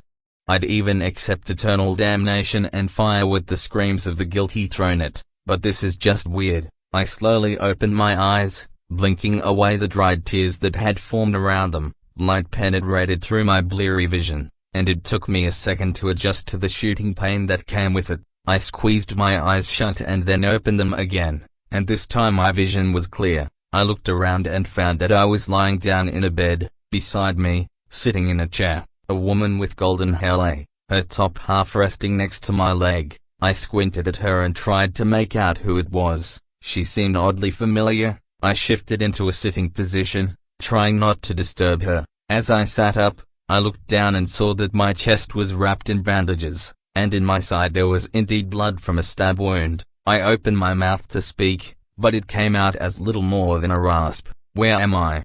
I looked around the room and tried to find a glass of water. My mouth felt like sandpaper and tasted like a week's worth of bad meals. Finally spotting one, I reached out a hand to grab it, but I fumbled with my grip, and instead of holding on to the glass, I knocked it over. This startled the woman by my bed out of her slumber, and with a husky voice, she started to sit up. She looked around the room blearily before resting her eyes on me. She blinked a couple times, and then her mouth opened in shock. She rubbed her eyes with both fists and then pinched her arm, as if she were checking to see if she was awake. Renmur? ? I nodded my head. You're awake. I nodded my head and felt my eyebrow raise in a questioning look. I'm so glad. She jumped into my chest and started giggling. You're alive. You're alive. By this point my mouth had regained enough saliva for me to actually talk. What's happening? The woman extricated herself from my chest and then looked me in the eyes again. Well, to start off with, you're back in the land of the living. Okay, but what does that mean? Wasn't I just in the past? Wait, you saw that too? ? Wait, you saw that? Yeah. Does that mean it wasn't a dream? I don't think it was. The woman stared deeply into my eyes, and for the first time I thought I recognized her. Wait, Layla? Layla nodded and held my hand. It's me, Then. Does that mean we're back in the future? Yes, but how? I thought I was dead, again. That can wait for next time. First, I want you to meet someone, who? You'll know when you see her. Her? Lena, come in here. Layla shouted out the door, and moments later, the pitter-patter of little feet came toward us from the other side of the door. A couple seconds later, a little girl appeared in the doorway. She had long black hair and blue eyes. Her pale skin contrasted starkly with her hair, which created a sort of icy feeling to her. She was little, only 2 or 3 years old, but I could already tell she would grow up to be a beauty. She nervously waited inside the doorway, but with a nod from Layla, she walked over to my bedside and hopped up, crawling into my lap. Renmur, I'd like you to meet your daughter, Lena. End of Book 1.